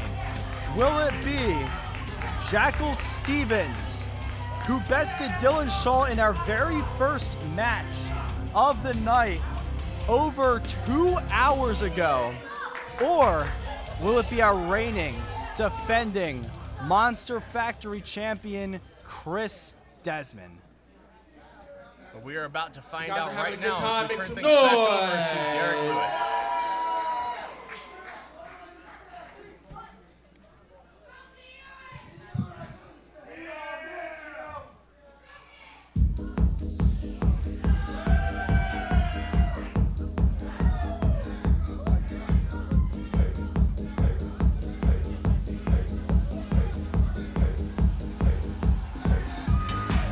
The following is a Group A semifinal match in the Larry Sharpe Memorial Cup Tournament.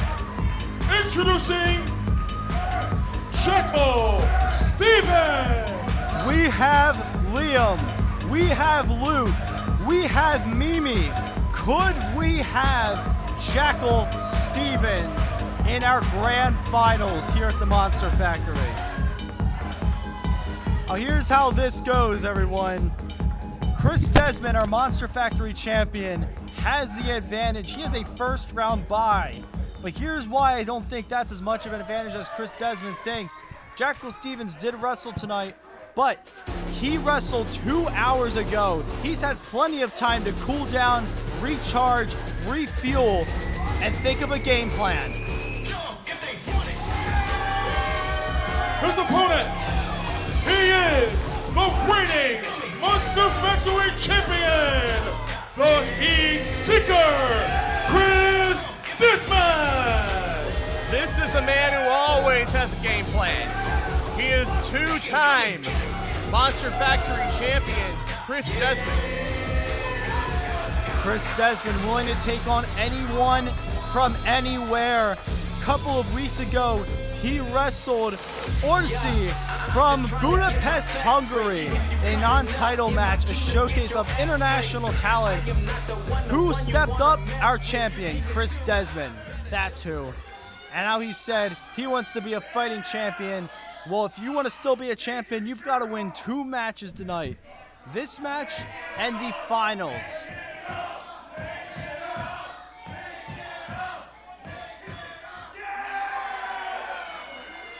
This crowd's amazing, Skylar.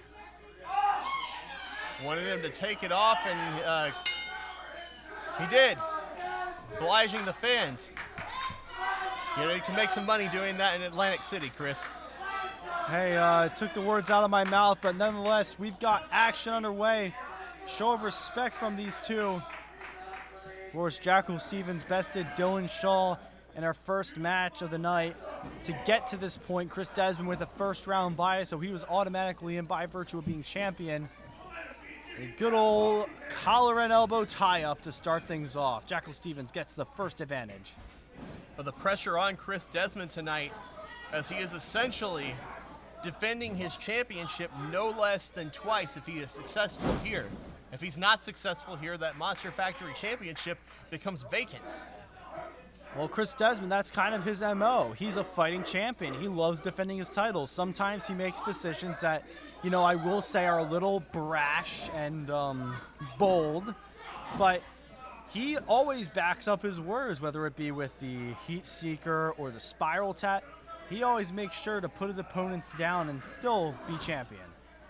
The veteran experience coming into play here of Jackal Stevens. You have to think that he's done his homework on Chris Desmond and is not going to allow himself to be put in the position to get hit with a heat seeker or the spiral tap. As he looks for waistlock takedown, Desmond is on the mat. That is true, but Desmond is our champion. In order to be a champion, you have to figure out game plans for every single person that wrestles here, even if they haven't wrestled here in quite some time, like Jackal Stevens. You have to know when to hit your moves and when to boogie when Jackal does, is apparently what's happening right now.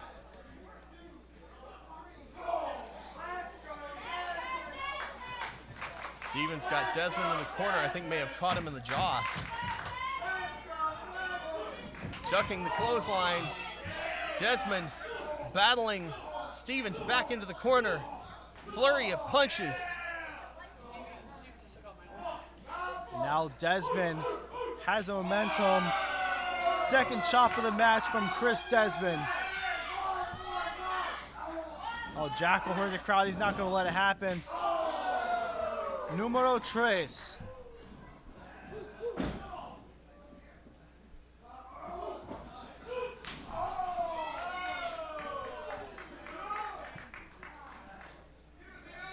And now both men hurting from those chops, unloading everything they've got into each other. Desmond. Irish whip reversal. Luthez press as Jackal Stevens mounting Desmond for the punches. Hitting the ropes. Desmond up and over. Drop kick drops Jackal Stevens. Desmond getting back into control of this match. Big scoop slam. And are we thinking roadkill? He's gonna stomp a hole through Jackal Stevens, both figuratively and metaphorically. Back and forth and back and forth. Stomping away at Jackal Stevens each time.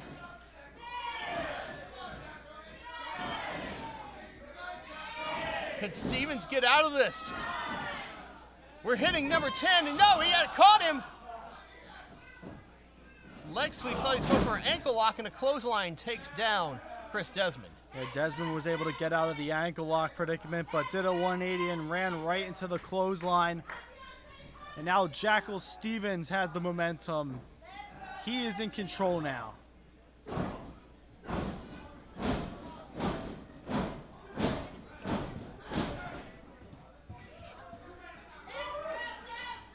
What an upset this would be if Jackal Stevens was able to beat Chris Desmond here, tear the Monster Factory Championship away from him, and hopefully win it in the next match. I think Chris Desmond may looking like he needs a timeout as Jackal Stevens continue to pour on the offense. Well, Jackal Stevens with a thunderous chop to Chris Desmond. Ducking the clothesline, Desmond off the ropes with a crossbody springboard. Cover catches a 2 count. And Stevens able to get out just in time, but ooh, right to the ribs. Jackal Stevens puts that knee. You see this crowd as hot as ever for Chris Desmond.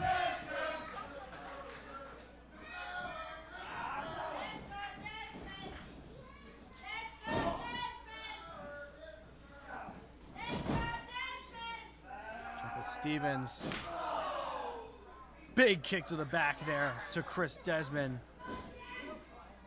And now sliding clothesline.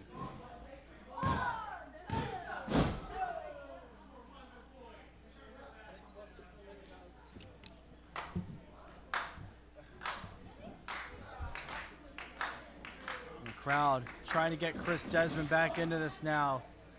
Jackal Stevens looking to upset the champion, but Desmond picking up momentum. Clothesline drops Jackal Stevens. Desmond coming back. Kick to the stomach. Educated feet going to work as Jackal Stevens goes rolling to the outside of the ring. Yeah, normally that would be an area of safety, but I don't think that's where you want to be, Jackal. Tope Suicida takes out Jackal Stevens. Well, Chris Desmond probably the happiest I've ever seen after that tope suicida. Now looking to pick the scraps, get Jackal back in there, pin him. Move on to the finals. Don't waste more energy than you need to. Desmond waiting for him to get up. Like a child on Christmas morning. Here's your gift, Jackal Stevens. Springboard got reversed. Olympic slam by Jackal Stevens. He put Dylan Shaw away with that very move earlier. Oh no! Chris Desmond was a fraction of a second away from losing his Monster Factory Championship. And now if you're Jackal Stevens, you're wondering, what do I have to do going back to the drawing board? What's going to put Chris Desmond away? Where Dylan failed, Desmond prevailed. Jackal. Stevens took a little too long on the top rope there. Yeah, if there's anyone who can master the flight, the high-flying style, it is Chris Desmond. Devastating from the top rope. Desmond with a knee intercepting Jackal Stevens. And now, can he topple Jackal Stevens? Can he make gravity his worst enemy? Oh. Desmond pulling the feet to the inside. What's he looking for? Oh, could he be thinking? Could he be thinking? He's got him up. Avalanche Frankensteiner! Right off the top. And he put him in perfect position In for the the drop coup zone. de grace. The spiral tap. Into the cover. Desmond is going to the finals. Ladies and gentlemen, the official time, 8 minutes, 19 seconds. The winner and advancing to the final round, the Monster Factory champion, the Heat Seeker, Chris Desmond. Jackal brought the party, Desmond brought the storm. A collection of insane high-flying moves.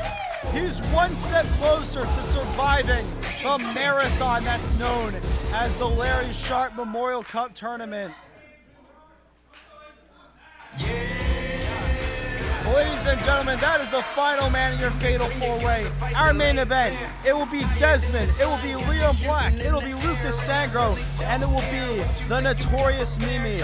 All four of them, elimination style, tournament trophy, Monster Factory Championship, all of that is on the line. But It first, is for all the marbles here tonight, Devlin. But first, we're getting into some personal territory now. We're taking a step back from the tournament. We're going to let all four of these competitors rest and figure out their game plans. Let's get into what I think is going to be the most brutal match of the night. Skylar, take it from here. Unquestionably, I think our ring announcer Derek Lewis is about to take it from here. Ladies and gentlemen, the following is a street fight! Street fight time, In baby. this match, there is no countout, no disqualification. Anything goes. Victory must be attained by pinfall or submission. The bad blood between Mark Grassman and Sebastian Valentino has been boiling over for months, and it comes to this. One of the deepest, most personal rivalries. Introducing first, from Rahway, New Jersey, weighing 170 pounds, Sebastian Valentino. I have never in my life seen Sebastian Valentino in jeans. This is how you know he means all business, but you notice he's still covered in glitter because you cannot do anything not fabulous as Sebastian Valentino. He's kind of killing it in jeans, though, not gonna lie. Denim suits him very well.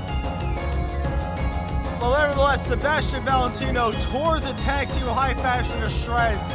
Raspa trusted him. Raspa had his back. Sebastian clearly didn't have his, and he stabbed it, twisted the knife. And now these two men are gonna unleash hell. And how are you gonna kill the unkillable Sebastian? That's what I wanna know. That's what you have to figure out tonight. His opponent from Woodbury Heights, New Jersey, weighing Wasting no time, our ring announcer Derek Lewis didn't even get to finish that one. This is so personal, these two could not wait to get their hands on each other as they are brawling in the entryway. Raspa slamming Valentino's head into the ring apron. Now, for those of you just tuning in, we have a street fight as Raspa sends Valentino into the stairs. Here are the rules. No countouts, no disqualifications. All weapons are illegal. You have to pin or submit your opponent in the ring. The fans wanted the wall. Raspa said, I got a better idea. How about stairs? Well, it's going to be a stairway to heaven for Sebastian Valentino. Backdrop onto the steps and left a dent. Valentino took that all on the shoulder. Now Sebastian could be reeling. We're not even 30. Well, we are. We're a minute into this match now. And Raspa going through the goodie bag. The first item of choice, a steel chair. And he says, whoa. Valentino ducking out of the way of the steel chair assault. Now, for context, any one of these weapons is enough to put an average person in the hospital, and these two men are going to hit the back. each other with those weapons as hard and often as they can, and they have to endure. They have to survive through the pain.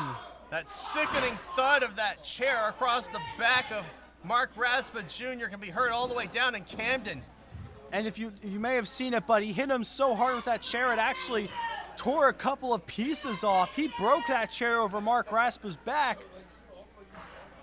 And now, you know, as fashion forward and fabulous as Sebastian Valentino is, he knows how to swing a chair, and Mark Raspa Jr. knows how to swing a cookie sheet. Yeah, Mark Raspa is baking up something nice with those sheets. Oh, what's he got? He's got another chair here. And he's not done. Oh, blocking. Sebastian, tried to reverse and got that cookie sheet kicked right back in his head. Style of old ECW from Mark Raspa. And now Raspa has the chair. He's going to make sure Valentino regrets the day he was born. A forearm to the face, looking for the scoop slam on the chair, and he gets it! That was a Michinoku driver through that chair. Raspa said, "Take a seat, Sebastian," and put him, collapsed him, destroyed that steel chair. It's in shambles right now. Into the cover, a kick out after two miraculously by Sebastian Valentino. Of course, you want to talk about Sebastian's denim. Raspa looks like he's about to jump out of an Apache helicopter into a battle zone.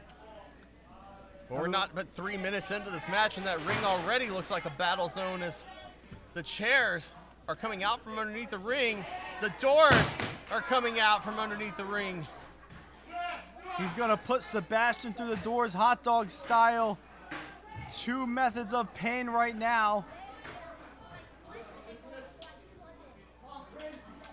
Now he's doing a lot of setup, but it is giving Sebastian quite a bit of time to recover.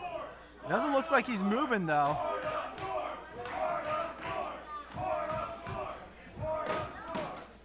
Now, Sebastian. Valentino, drop kicked him. Whoa, Raspa almost went through the door. Valentino slamming his head back on the apron. That's the caveat of taking a lot of time to set up a torture method. You're most likely going to be backfired on. Raspa's learning that. Of course, this is Valentino's first street fight. I believe this is Mark Raspa's second. He defended the middleweight medallion in a 34th street fight. back in December Yeah, of last Miracle year. on 34th Street turned into a nightmare on Mantua Avenue. Kick intercepts Sebastian Valentino. Mark Raspa still dangerously on the apron. And oh, a low blow. Right to Mark's Raspas. Wow. Raspa needs to get off of the apron in a bad way. Valentino sees the no. position he's in. Oh no, no! Rolling through and trying to, oh, he's got him set up. And a power bomb through the doors. Good God. That's got to be it, Ridley. That's got to be it. He may be unkillable, but he can feel a crap ton of pain. And that's probably what he's going. Look at Sebastian's face. He's enjoying this. That sick guy. He's demented, I tell you. That's being nice about it. For all the things Sebastian has done, that probably takes the cake.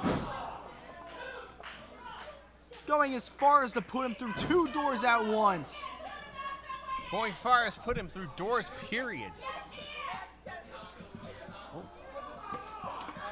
Sebastian takes off the belt now. Oh, he's going.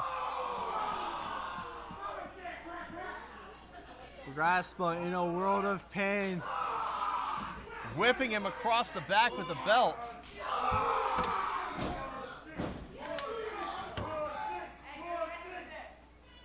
Now the crowd not liking Sebastian's disciplinary methods. We got some kendo sticks in the house now. We're getting the whole kitchen sinking here. Got a traffic cone. He stole that off of 95 on the way here.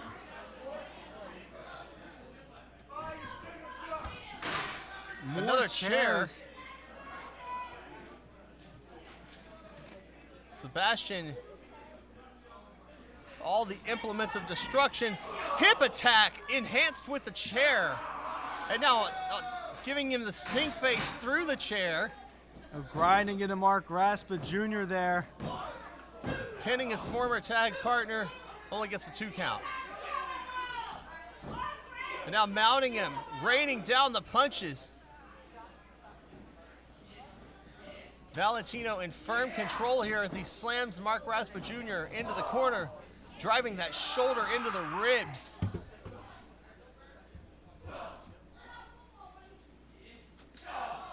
Now open hand slaps to the face. Both of these men have nothing but hatred for one another.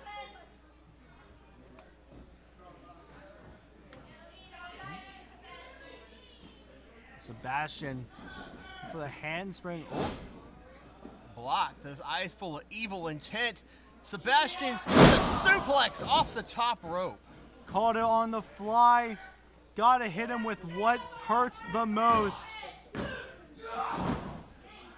Kick out after 2. Not quite able to put Raspa away. They don't call him unkillable for nothing, and Sebastian Valentino is finding that out firsthand. He's got to keep whacking him with those weapons of destruction all around the ring. Well, Raspa fighting back. Catching a second wind as he's battling up to his feet, and what a DDT! Sebastian looking for more instruments of destruction here. Another door. This one looks decorated. It looks glittery. That's got high fashion RIP. I think Sebastian Valentino specifically custom made this one himself. That looks like some artistic effort was put into it. It could be the figurehead on the tombstone of high fashion. The fans saying Mark Raspa's unkillable. I think this, if Sebastian Valentino can get him through this door, might be the silver bullet that kills the unkillable. Silver bullet or not, that's a golden glittery door. Raspa intercepts the kick. Raining down punches of his own. It's months of frustration with Valentino coming out all right now. Now, Sebastian, Throwing down the proverbial gauntlet as he wants to duel. we talked about sword fights earlier. This is going to be a slugfest, like a rumble from West Side Story. It's an all-out war here at the Monster Factory. And they've broken those kendo sticks over each other. Sebastian has him hooked up. Are we thinking a tombstone pile driver? No. Reversal. Code breaker. Reversal. Oh, it just dropped Valentino right on the top of his head. He's got to be out. That'll give you some nerve damage. But Valentino survives. Close to 3. Now, what does Mark Raspa have to do? What stops is Raspa going to have to pull out to put away Sebastian Valentino as he heads to the top. Valentino caught him right over the head with that kendo stick. And now, this could be the swan song for Mark Raspa Jr. if Valentino gets what he wants.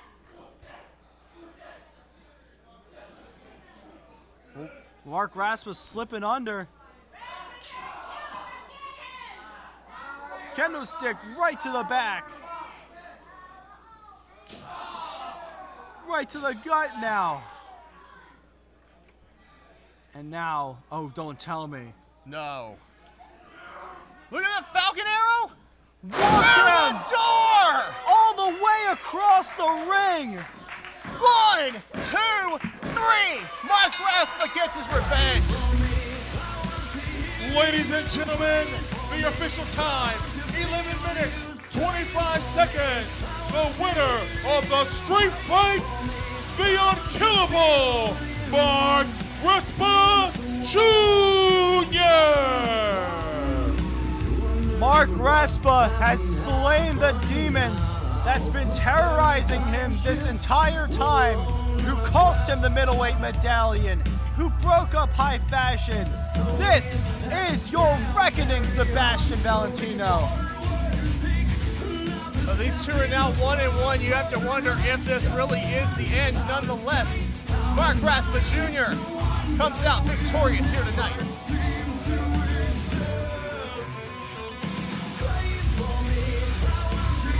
Our closing chapter on the story of high fashion. Raspa leaves Sebastian in ruins and moves on to bigger and better. You gotta wonder, where does Sebastian Valentino go from here? But what I can tell you is where we go from here, ladies and gentlemen. We have the finals of the 2025 Larry Sharpe Memorial Cup coming up next. Liam Black, Luke DeSangro, Notorious Mimi, Chris Desmond, it's all on the line. The Tournament Cup, the Monster Factory Championship, and the bragging rights for the next year. You gotta find someone to scrape Sebastian off the ring. You mentioned where he's going. He's probably going to the hospital after that match. Undoubtedly, as we continue to get the ring clear for the finals of our tournament here, I remind you, do not miss our sister promotion, Bell to Bell, as they present Saved by the Bell on September 20th, 3 p.m. bell time. You will see Journey Burke, Becca Wiley, Leah Knight, as well as the Notorious Mimi defending the Diamond Championship in the main event against Nixon Newell, and our very own Coach Missy Sampson going in the Women's Wrestling Hall of Fame. All of that and more. Bell to Bell presents Saved by the Bell.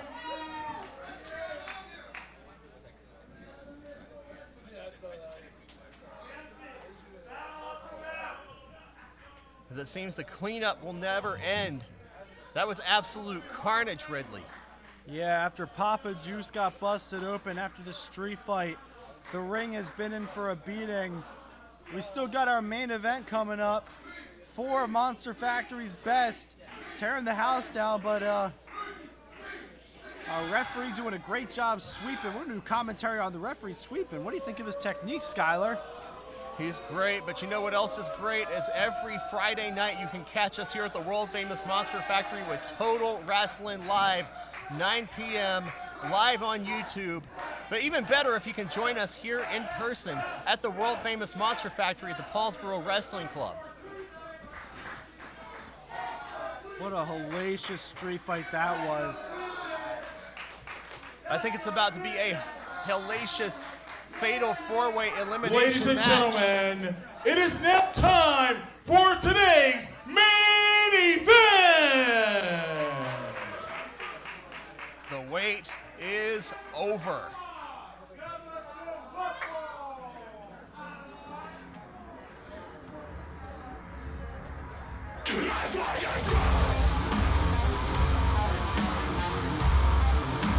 Now Liam Black, let's go through each of these people as they come out. Liam Black is at an interesting path here.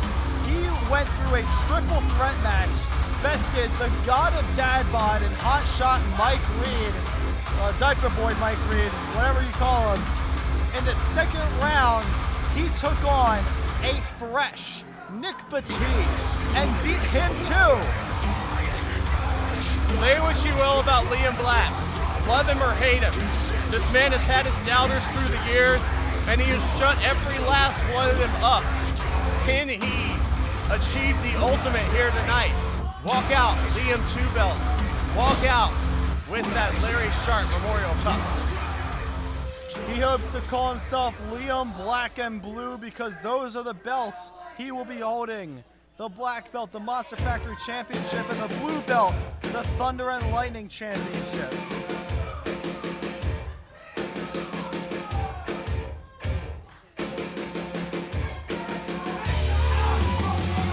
Now Luke DeSangro, his path to the tournament was more personal.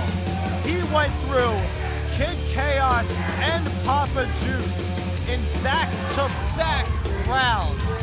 Two men who have been terrorizing him the last couple of weeks, and he got the opportunity to put them both down one after the other. But how about Travis Jacobs making his return, saving Twitch, putting him through one of the biggest motivational speeches I've ever seen. Without a doubt, and that had to be the kick in the butt that Luke DeSangro needed. I've known this guy a long time, and if there's one word that I could use to describe him, it is determined, may even be undeniable.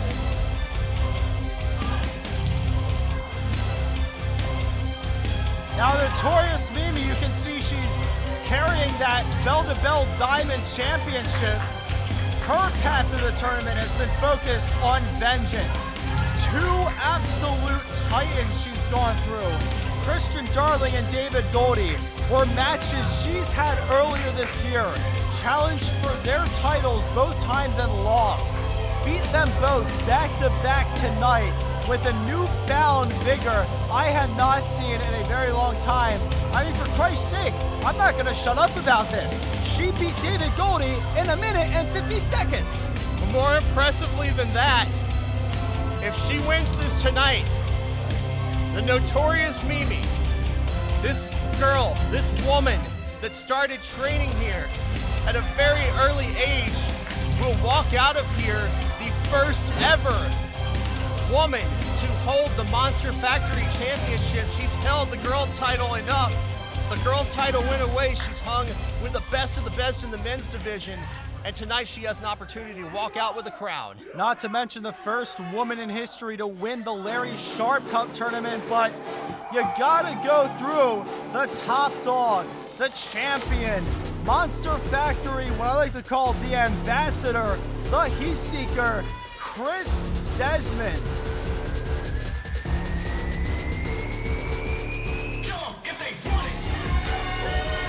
Now this man has done it all. He won the Turkey Slam Rumble last year.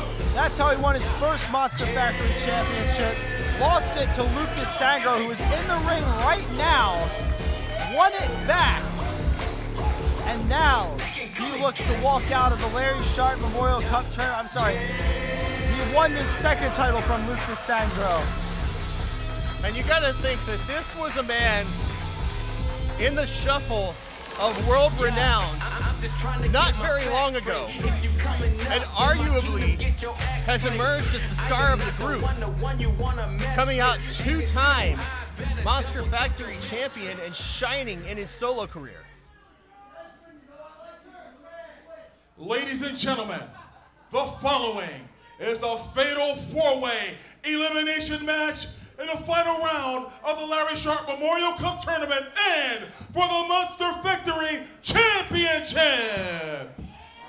Introducing first, fighting out of Westchester, Pennsylvania, weighing 150 pounds, representing Group D. She is a final Monster Factory Girls Champion, a former 2-time Monster Factory Tag Team Champion, a former Supersonic Champion, and she is the current reigning bell-to-bell Diamond Champion, the notorious Mimi! What a laundry list of belts.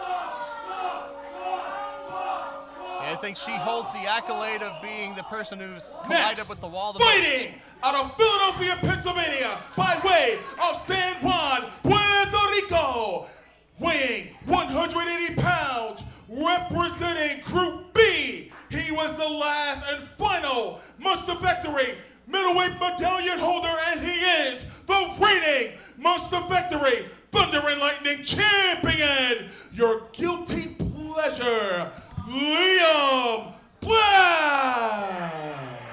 Liam Black, a very tough journey to get here.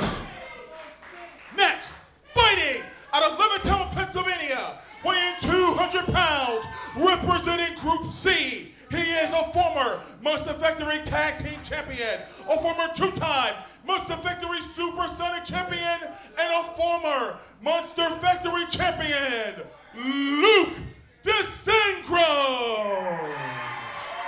What a night it would be if Luke DeSangro won the Monster Factory Championship for the 2nd time in his career. And fighting out of Somerdale, New Jersey, weighing 175 pounds, representing Group A. He is a former 2-time holder of the middleweight medallion, a former 2-time Monster Factory Tag Team Champion. He is the 2024 Turkey Slam Rumble winner, and for the 2nd time, he is your reigning, defending, undisputed Monster Factory Champion, the Heat Seeker, Chris Desmond! The proving ground for Liam, the vengeance mission for Mimi, the personal issues for Twitch, and the breakout year for Chris Desmond all come to a head. It is the grand finals of the 2025 Larry Sharpe Memorial Cup Tournament. 3 out of our 4 contestants are champions. There is a lot of high caliber gold represented in this match. This could be our all-star moment here, Skylar. Could be an all-star career-defining moment for any of the 4 of them that are in the ring right now. You saw the tense stare down between DeSangro and Desmond in the early going as Mimi, Liam Black go after them respectively, and I think there may be a little temporary alliance here going. Yeah, action is underway. Fatal 4-way rules. Every person for themselves. Here's how it goes. It's elimination style. If your shoulders are pinned to the ground for 3 seconds or you tap out, you are gone. Last person remaining in this match walks out with the Larry Sharpe Cup trophy and the Monster Factory Championship. Putting herself in that danger zone near the wall, and I think she may be hooked on the idea of making someone else eat the wall tonight. Liam Black with a moonsault to the outside, taking out both DeSangro and Mimi. Beautiful moonsault. Got a lot more height on it than when he did that triple threat, that's for sure. Liam Black could be showing the fatigue, but wait a second. Chris Desmond, airline. Bowls over all 3 of them. Damn near clearing everybody there. And now the crowd knows what it wants. Is Chris Desmond gonna order a wall with a side of fries for Mimi. He is! For the 6th time tonight, Mimi eats the wall. There's a count. Oh, what? I think he wants DeSangro to get a turn. Well, one for all for one here at the Monster Factory. 7. I think we are looking to break a record here. And are they going to give him a chance, or are they going to put him through the wall? Oh no, Liam's putting him through the wall. 8 shots to the wall for the notorious Mimi tonight. Everybody gets a turn. You should ask to put her through the wall, Skylar. They No, might give you a chance. No, they thank seem you. very generous here. Mimi knows where I live. I don't want that beat down. Ah, that makes sense. And 9. One deserves another. I guess if you ask Desmond, and I think DeSangro's like, you get 2, I want 2. Oh, this is so fun to watch. 10. Dribbling her like a basketball. And now Liam getting Liam his Black share. Not going to be left out. 11. I think Mimi may as well be written out of this match. It only takes one good shot to put someone down, but I don't think Liam, I think the fun is over for Liam Black here. I don't think, DeSangro and Desmond were into camaraderie. Whoa. Both ducking shots meant for the other. Yeah, I don't know if that last one was inadvertent or not. Liam would be perfectly fine with hitting either man, but Luke DeSangro stepping in there like a hyena, eyeing up his next meal. Rolling forearm, Liam firing back with one of his own. European uppercut by DeSangro. Back and forth, battle of strikes, both men getting a little wobbly. Now Luke and Liam, 2 men who know how to throw hands. Liam, our Thunder and Lightning champion. Luke, a former Monster Factory champion. As I mentioned, Luke DeSangro is the only competitor in this match without a championship title. How is that going to affect him? Running knee by Liam Black. DeSangro took his head off of that clothesline. Well, now Mimi is up and she's going into the cover, but Desmond covers Black, and both DeSangro and Black kick out at the same time at the count of 2. What would have happened? Well, no, I'll tell you exactly what would have happened. This is an elimination match. They could have gotten rid of 2 at once. Yeah, the rules are different in elimination matches, that's for sure, Skylar, but Chris Desmond I think we're thinking triple roadkill here. How's Are this we going to see work? it? We're making history here. Stomps. And each pass just picking a random one of them to stomp. I think he's distributing up. And Mimi with the interception. That is the disadvantage you have when you're trying to split the focus of that move onto 3 people. Right to Chris's Desmond's there, but notorious Mimi. Oh, now Liam Black trying to intercept, get some extra leverage on the suplex attempt. Double suplex, blocked. DeSangro blocks. No way. And now DeSangro and Desmond suplex, Mimi and Black. It's a black day for those 2 as they took a tandem double suplex from 2 of Monster Factory's best.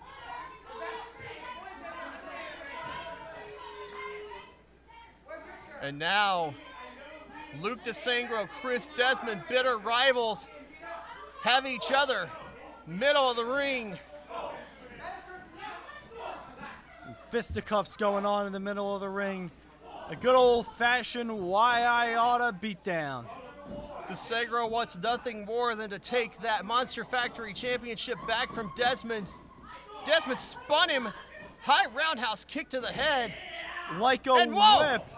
Fired himself like a missile at DeSangro in the ropes, and they both go spilling to the outside. And now Mimi lighting up the chest of Liam Black with the chops. Now Mimi, Liam intercepting with a chop of his own. There's 2, there's 3. Now. Off the top, Liam Black with the shadow walk. And look, attempting fate there. It's an extra front flip for pizzazz there. Going into the corner, a step up. Reverse kick drills Mimi in the jaw. I like to call that a twister kick. You could be looking for the meltdown on Mimi, but Call it what you want. Mimi says, get out of my ring.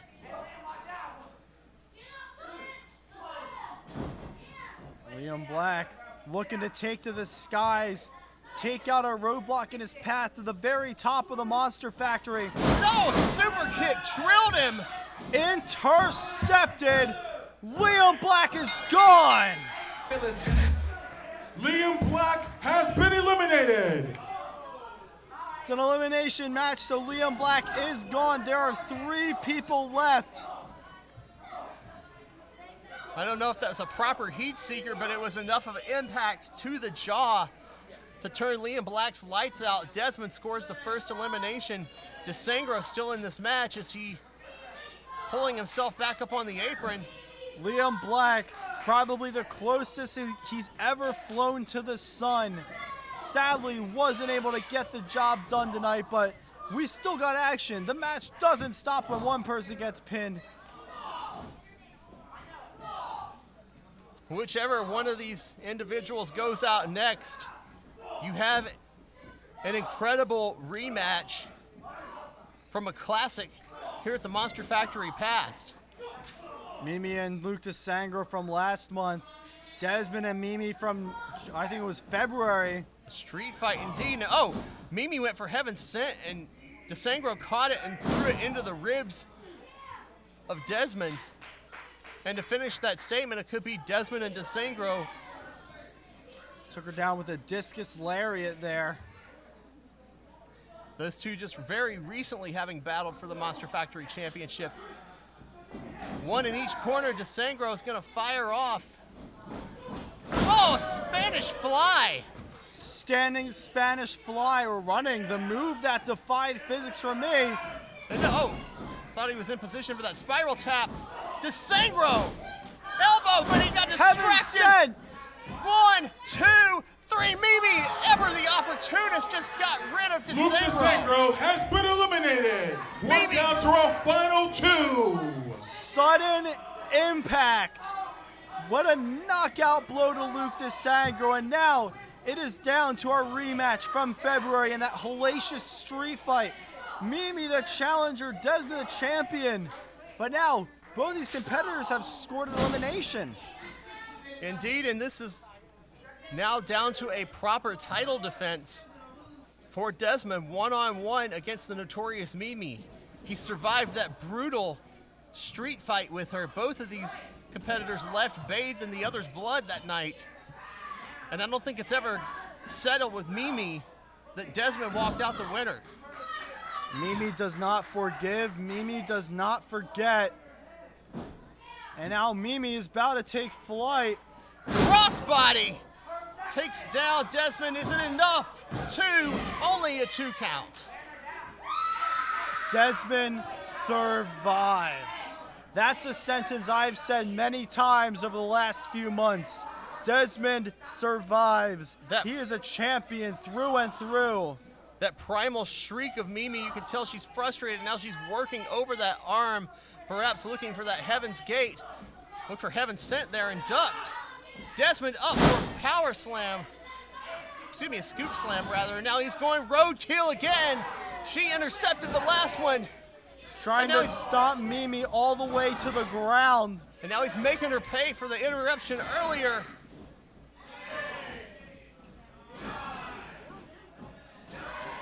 Oh, Desmond's not done. He's gonna keep going. The athleticism on display from Desmond, hitting the ropes again and again. Almost endless. Stomping away at Mimi. How many times is it going to take to keep her down? Leg Number drop. is 20. 2. And a kick out. The leg drop failing to get the job done.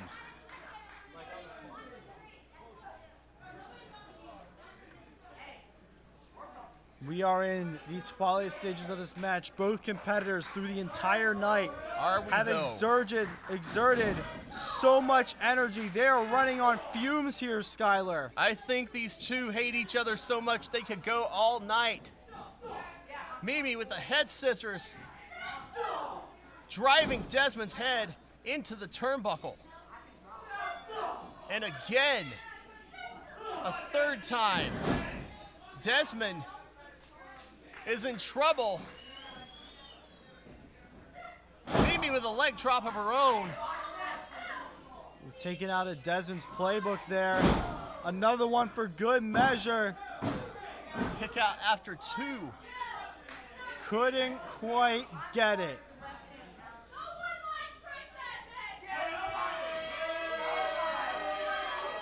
No one, she says no one likes Chris Desmond. I think you have a crowd here in Paulsboro that would beg to differ.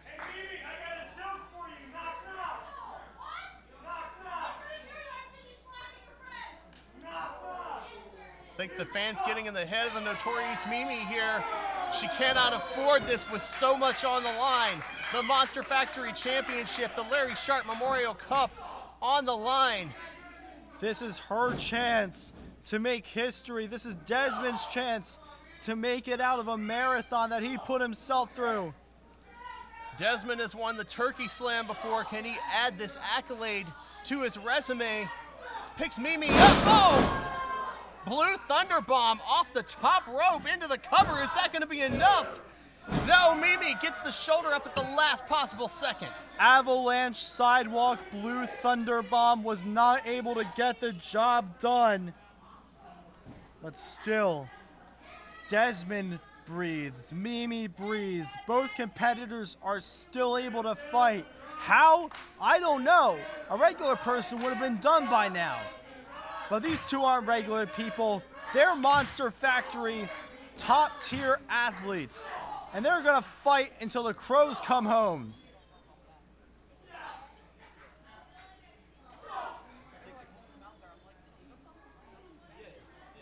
Now precarious positioning on the top rope.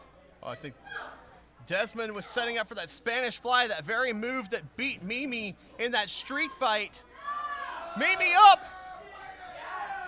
with a power bomb, and Desmond, I think, hit the back of his head on the canvas. Only got a 2 count, but that rocked him.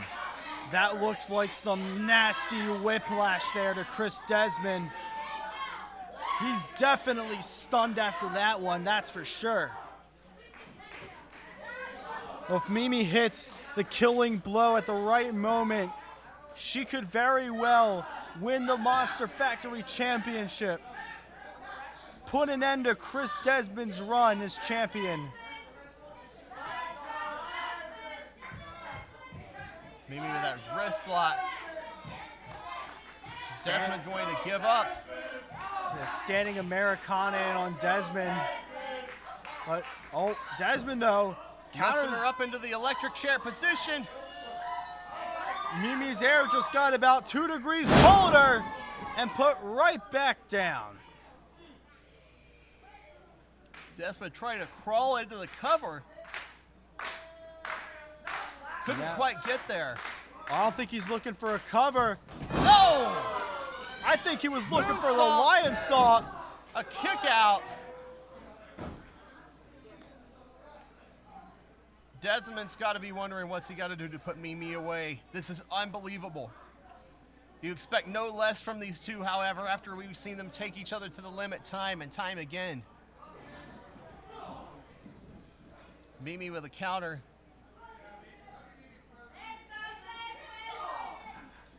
Knee to the face. Mimi going up top now. It's the most dangerous rope. Now to the top. Oh. Desmond had it scouted. Oh no. Looking for the Spanish fly. We get deja vu. Desmond's got her up. Out they go, and down goes Mimi. 1, 2, what? No! She's looking for the Heaven's Gate. Didn't quite get the arm, and now she's got it. She's got the arm. Beautiful reversal out of the cover. It's Desmond gonna have to tap. From desperation. Hang on, make it to a rope, Desmond. Make it to a rope. Mimi has won several championships with this very maneuver. Desmond able to bridge out. Crucifix! Crucifix reversal, not quite! Looking for the heat seeker, misses. Mimi swats him down. Heaven sent! Nails him. He's on wobbly legs. She's looking angel wings. Nails Angel's it. wings! Oh my god! Cover, Oh my god! Is Oh this? my god! We have made history. Oh my god! We have made history. It actually happened! Ladies and gentlemen, the official time, 16 minutes, 25 seconds. The winner of the Larry Sharpe Memorial Cup Tournament and new Monster Factory champion, the notorious Mimi! From the girl in her teens who started here at the Monster Factory not even very long ago, tonight, Mimi says forget your gender divisions, forget your gender's norms. Tonight, a woman is the Monster Factory champion. A woman is your winner of the 2025 Larry Sharpe Memorial Cup. If there was going to be anybody who was going to do it, it was going to be the notorious Mimi. Lover or hater, a huge congratulations. You have earned this one. Mimi took the roller coaster year she's had and turned it around into the revenge tour of a lifetime, completed with a coronation fit for a deity. Congratulations to the notorious Mimi, our first female Monster Factory champion. A dominant run by Mimi, and we look forward to seeing where this goes. But ladies and gentlemen, after this incredible night, we appreciate you joining us here at the world famous Monster Factory. Do not forget to join Bell to Bell on August 20th, 3 p.m. for Saved by the Bell. That's gonna do it for us, for the world famous Monster Factory. All right, ladies and For gentlemen, you Devin guys have a Ridley. good time? I am Skylar I hear you, Ashwood. Paulsboro. You guys Thank have you a good and time. good night. All right. So again, make sure that you're here every Friday night for TRL, okay? Make sure you're here for that. Also, we're back here at the world famous Monster Factory on September the 13th for back to school beatings.